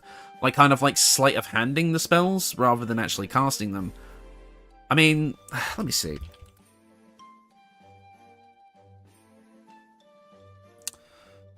Because I think you were discussing, like, a rogue bard or something? My only thing is I have no idea how to make that work visually. I think I said it before. Is that I think that works better in tabletop. Boots of Bolstering might not work because they're medium armor, which blows. Right. But the rest of the build doesn't really care about that because it's not using clothing. It's using light armor with the ballist set. So, it's not too bad. Oh, but you don't get medium armor proficiency, do you? So I better let him know that. Not literally, I just meant flavor the spells as casting magician tricks. Sorry, this bloody icon thing has come back. I hate YouTube because it's like you can't hide this like emoticon thing that's in the blimming corner. You can see it on the stream now. And like I actually have to go into like the inspect element thing and hide the element to get rid of it. It's so annoying. There you go. Now I can actually see the chat again.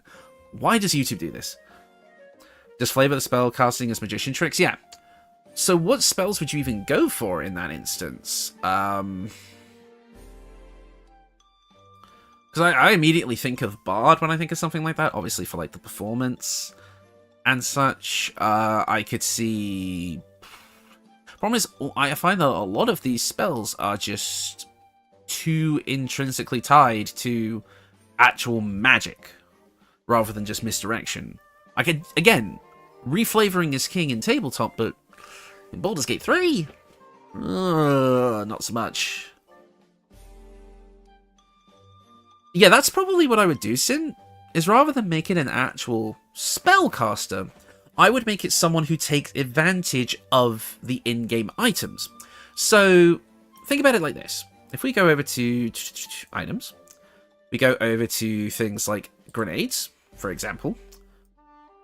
You could do things like Alchemist Fire, Firebolt, Acid Vial for Acid Splash, Smoke Powder Bombs and stuff like that to just go boom and like disappear and like blind your foes, stuff like that.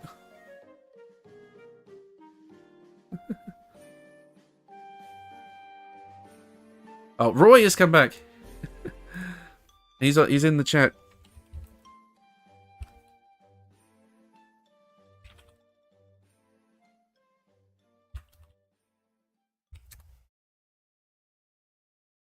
Yeah, Roy is, he's in the Discord. Find familiar as doves and rabbits out of hat? Yeah. Would Arcane Trickster work? A bit, yeah. I could honestly see this being a really interesting twist on, like, maybe, like, a full, Arcane Trickster Rogue, actually. With a bit of Shadow Monk. Yeah, Jason's actually got a good point. Shadow Monk could also fit in there a bit. And I think just maybe Alchemy Wizard, just to make it so you can get these more consistently. But yeah, no, I could definitely see you kind of like maybe making, because I want to make a Grenadier build. Like, I've kind of got like a few builds that I have been working on. I've got like, this was kind of like my inspiration for like almost like a Doom Guy kind of build in a way, with Transmutation Wizard 2 to get the alchemy stuff to craft grenades, Berserker Barbarian 6 to throw shit really well, and then 2 bonus actions from Thief Rogue, using heavy crossbows, and like various other things as well. Like, I got a few builds like that, but I could see something like that working for sure. Yeah, I don't know. I will give it another go over for sure. Right. I think I'm going to take a look at one more. I'm going to kind of scroll through the Discord a little bit, have a look at something, and then probably call it there. Just because I got some other stuff I want to work on today, like my videos and such. Hi, Vlad. We're just kind of... we're looking over community builds right now. We kind of switched gears on the stream to kind of just be a bit more chill, since we were doing really well on the Deity Build stuff, so I felt like switching gears. Gotta be deep gnome for that grenade build. Yeah, I know what you mean. Arcane Trickster contributes more to spell slots by not by much. Arcane Trickster is nice if you want to make a Mage Hand build. Yeah, and again, I would be kind of... And then Mage Hand, though, is kind of fun, because Mage Hand can throw the grenades that you're making. So, you know, maybe a... And if you go all the way in Rogue, you can get that extra feat as well, and the sneak attack damage and all that. I don't know. I just think it could be a fun way of doing it. Not gonna lie, I had an idea for a character build at some point, a Jetstream Sam build. God, I need to play Revengeance. I haven't actually done it yet. Odin Divination Wizard build, never forget Hobo. It's on my thing. It's on my thing as a thing to do. Where did I put it? It's on my thing.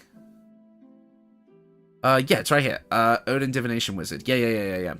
It's gonna happen. Especially now that the Companion build series is wrapped up. I will have a bit more time to do stuff like that if I want to. I'm going to put it... Yeah, Divination Wizard Odin is actually quite far up my list, so got a lot of stuff to do.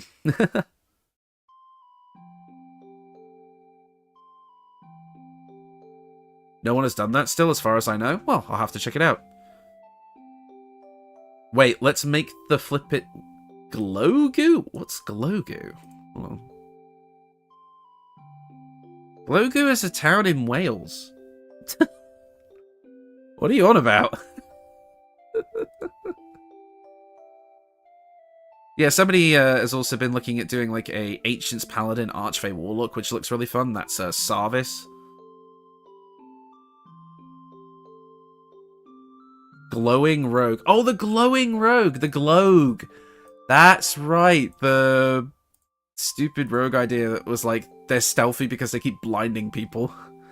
You mentioned it in the Lathandar build stream. Yeah. I remember that now.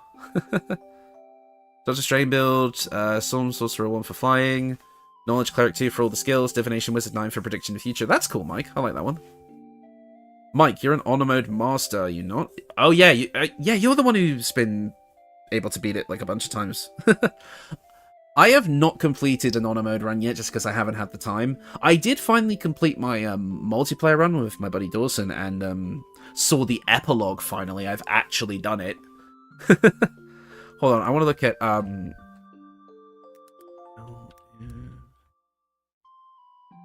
Yeah, radiating orb, like a radiating orb rogue build could be so funny. Because it kind of works, right? Because radiating orb,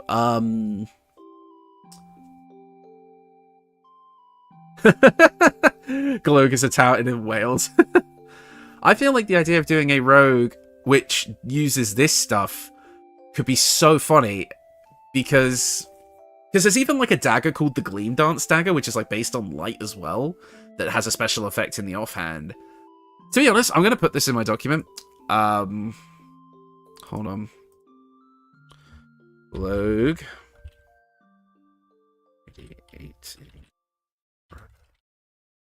Because I think that could be funny.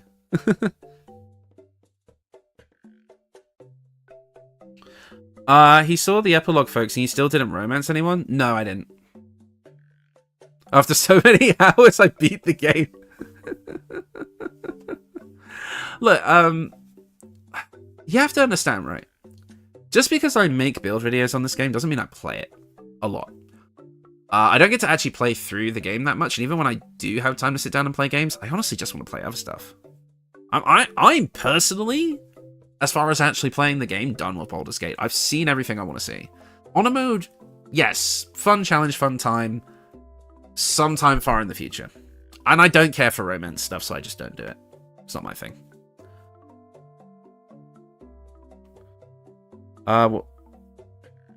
Put in your notes that it is in a town in Wales. Hang on. Is not a town in Wales. It's in there. I'll mention it. By the way, if you're wondering why I went for the Halberd of Vigilance for Dracolancer's advantage on opportunity attacks. Yeah. It's deliberately meant to work with Polearm Master, which is why I like it.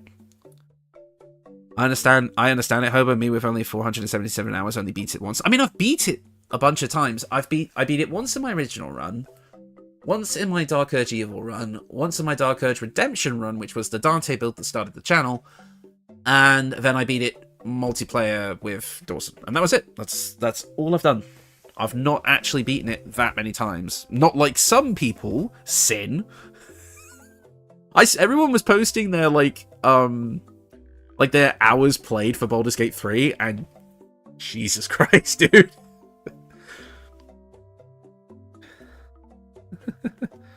I've done 7 complete playthroughs. Yeah, I remember you saying that. Hold on, I'm actually gonna check. What you posted it in the Discord? What was it? Where was it? Which channel was it in? I can't remember. Was it like 2000 something? I can't remember. Yeah, wasn't it? Yeah, here it is. Here it is. I found it. Yeah, yeah, 1,251 hours as of the time of that screenshot. I know I've played games for a long time, but damn.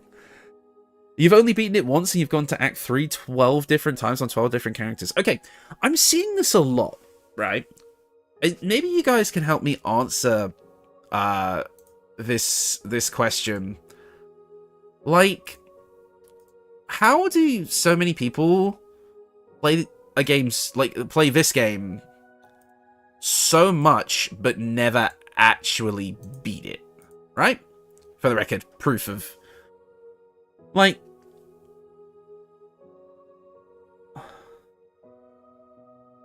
what are you guys doing?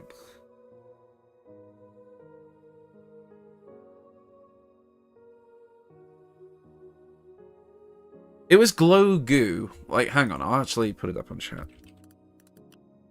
Yeah. Oh, it's a hamlet. I said a town, a hamlet in Wales. Very different. Oh no, it's a post town. There you go. It's in Wales. It exists. It's a place. Need to be a bit careful Googling locations, because it might be like, it's this far from you, and I'll be like, accidentally dox myself. It's called being a serial restarter. Probably because the final boss sucks. It's subjective. Although I will readily admit I enjoy actually trying to fight the dragon outside rather than going straight for the brain. Say the man who wants to keeps producing builds we want to play, so it takes our attention away from our current playthrough. I mean, respecking is a thing.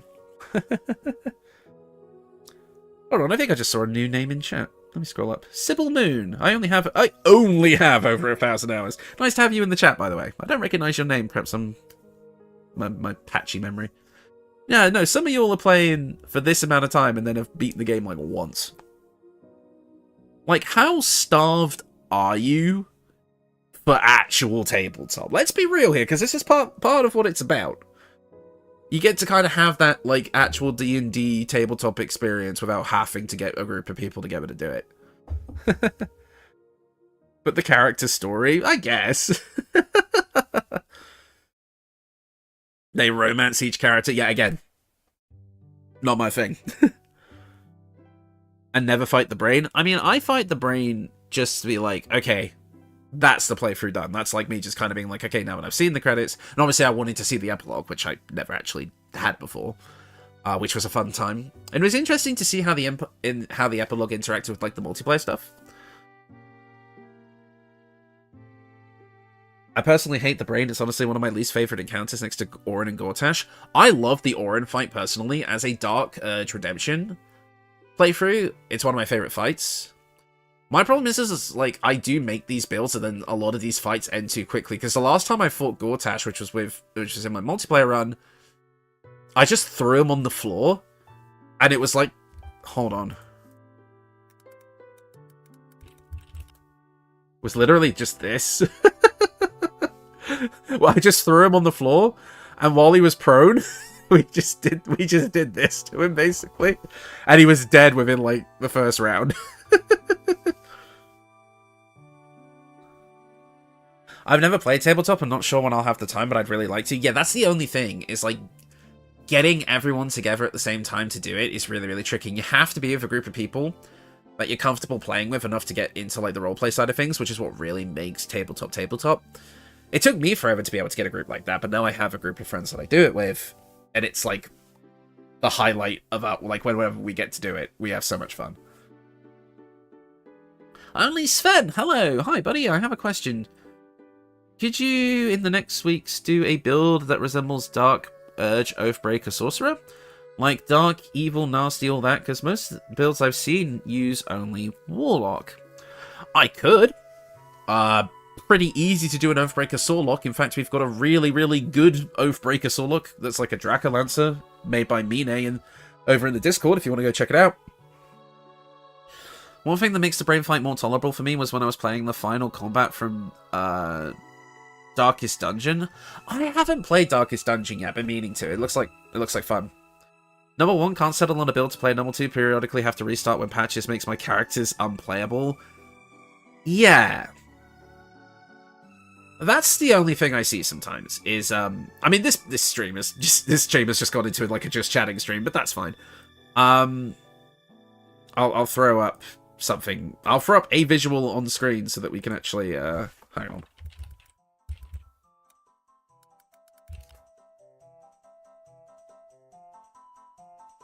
Where's the GIF? Give me the GIF. Give me the GIF. Yes! There we go. Open image, new tab. There we go. So, like, I think Baldur's Gate 3, as a game, is amazing. And, like, obviously the storyline and all that, there is a reason to get these many hours in it. But, like, at that point, try and play tabletop. I think a lot of people would enjoy it. But with the patches and that, back to the original thing, that's what I was going to talk about. With the patches, it's like, I mean, I don't understand nerfing single-player stuff. I get it for honor mode, but not for the base game. I honestly think that some stuff that they patched out of the game should come back, but just stay out of honor mode. Maybe. I'm playing your Blade Dancer build right now, and it's a lot of fun, but my next playthrough needs to be evil. I help everyone right now and play the hero. I'll look into that. Yeah, Mine did a really good build on the Discord, like I said. I've done plenty of Dark Urge builds, but his is specifically what you're looking for. It is a Sorcerer Oathbreaker. I think you'd really like it. I want you to know I'm very proud of you. Why, Sin? What have I done now?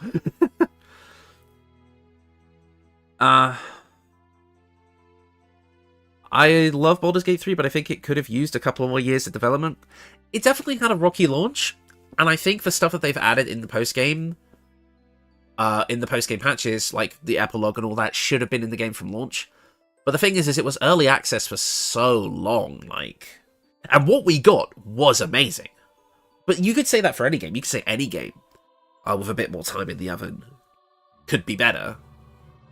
what we got with Baldur's Gate 3 was perfect, but I do think it then gets to a point where it's like, okay, now you need to try tabletop. That's the whole point here, is that this game is supposed to introduce you to tabletop, so go play tabletop now. That's what I'm trying to say. Currently playing in a Waterdeep Dragon Heist game, and it's a blast. I will sit down with a group and play proper D&D one day, but for now, I've got a group that plays a different system, and we still have a ton of fun. One of these days, I would like to join, like, a game on our Discord, if anybody's ever running one. I know there's been some people who have said they want to.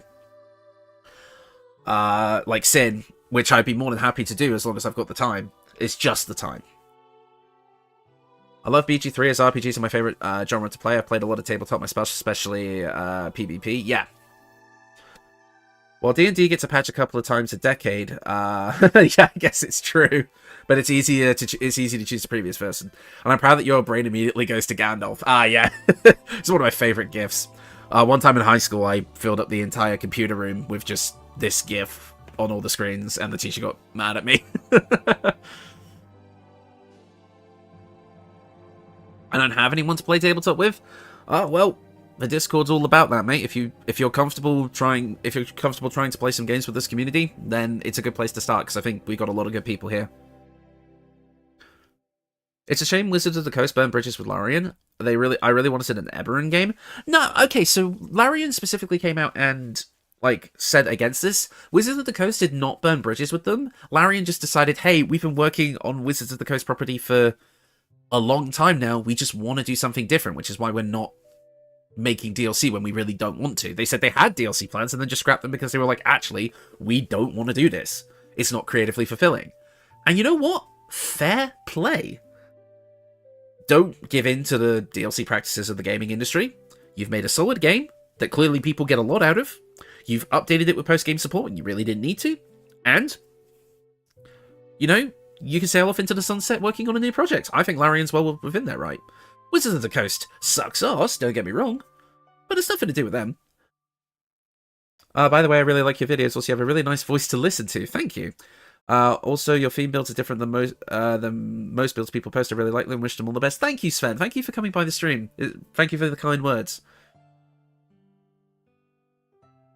Oh yeah, Sin, how are you getting on with the book? I'm currently playing Lost Mines of Phandelver with my online group, and my Plasmoid Paladin keeps putting up our party in dreadful danger due to kicking open every door. Nice. Larian's motto is, you pay for our game once, you own it for life. That's why no DLC. Wizards of the Coast is probably only a minor issue. I mean, I would want to distance myself from Wizards of the Coast as well after the whole OGL debacle and the Hasbro stuff and all that. I mean, that's my only hang-up with actually playing D&D now, is the fact that Hasbro are shitlords. But I think and I'm worried about 1D&D. I think that's going to be a huge split in the community. I think there's going to be people who want to stick with 5e. People are going to want to adopt for 1D&D rules, and I think it's going to make things very messy, especially on a small-scale level. But who knows? Anyways, this is about time for me to end anyway. We're kind of hitting the upper limit of my stream time now. We kind of decided to kind of just chill and have a bit of a chatting stream towards the end with some community builds, and I think it was a good time. I really, really enjoyed this, and I thank you all for coming out. I had a really, really fun time, but I think I am going to call it here. Oh, Suku's posted.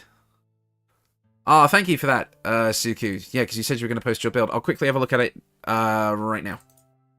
Just before I sign off. I just want to have a quick look. Sorry, Gandalf. You gotta go, mate. Thanks for the stream. No problem, Mine. Thank you for letting me feature your build. This is the one that Suki was talking about. Cold Fella. I don't know why that name tickled me. We're looking at a half-drow elf criminal. Interesting. Which is looking to be a sorcerer. So it's it is the kind of cold themed Sorlock. I like it. So you start off with sorcerer for the concentration. Good.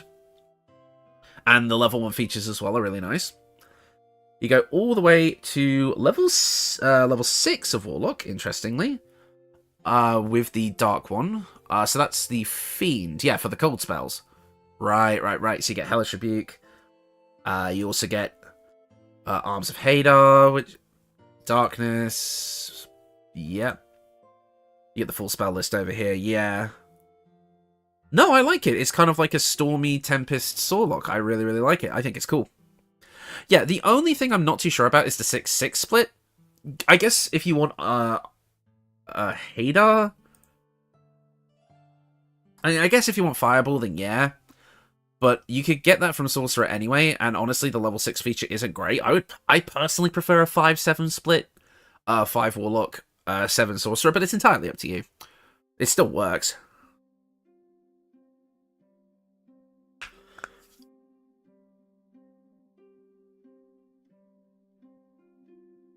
What is this site? This is EIP Gaming. This is, or Everything is Permitted. This is a site that, it kind of took over the Elden Ring, build planner kind of thing here. So they got started with the Elden Ring build planner because the original build planner, Mugen Monkey, that everybody used for the Dark Souls games, said they didn't have time or just didn't want to work on a proper build maker for Elden Ring. So this website stepped up, made a really in-depth Elden Ring build planner, then went on to Cyberpunk, and then finally Baldur's Gate 3. Now, I was making builds before this website was fully realized, so I never end up using it because I'm basically my own build planner in my head, but it is an amazing resource. You can select your spells, you can do everything. I honestly recommend it for anyone who wants to use their builds. In fact, I will actually put it in maybe like a resource thing in the Discord for us. I did 6-6 for the extra attack with Warlock. Yeah, but you get extra attack at level 5, Suku. That's what I'm thinking. It's not at level 6, it's at level 5. So, really, I think that extra level is better spent on Sorcerer, but that's my personal opinion. Do you need to register for this website? No, you don't need to. All of your builds are saved as part of your browser cache, so no, you don't need to sign up. In fact, if you look down here, it's not here. Why is it not here? For some reason, I guess it didn't work, but I had my Shadowheart build saved here, but oh well, it's a really good website. And that's a good build, Suku. I really like the theme. It's more melee oriented, but also crowd control, Sleet Storm, and Hunger Hadar. Yeah, I could see that. It's a really solid build. I really like the theme. The subclass feature is at level 6. I just realized it screwed it up. Yeah, that's why I usually don't go for level 6. Because in my opinion, only Archfey Warlock's level 6 feature is kind of worth it. Otherwise, not so much. Right. I am going to go now. I am going to go because I am out of time. But thank you all so much for coming. This was a really lovely stream. We knocked out a bunch of deity builds with some really solid concepts. I look forward to making the videos on those. Thank you to everyone in the community who's been sharing their own builds. They were really, really fun to look at. Suku, Roybread, Mine, thank you all so much. And yeah, thanks for all just being here chatting, for the kind words as always. It's been a lovely, fun stream. I really, really enjoyed this today. But I am going to have to officially sign off now. Thank you. Have a good weekend. Yeah, everyone. Okay, Sin. Bye, everyone. Really, really good to have you all here. Thank you all for coming out, as always. Fun times. I will hopefully be able to see you guys next week with another stream. I don't know what we'll do yet, but I don't know. Maybe we'll play a game or something. Right. See you all next time.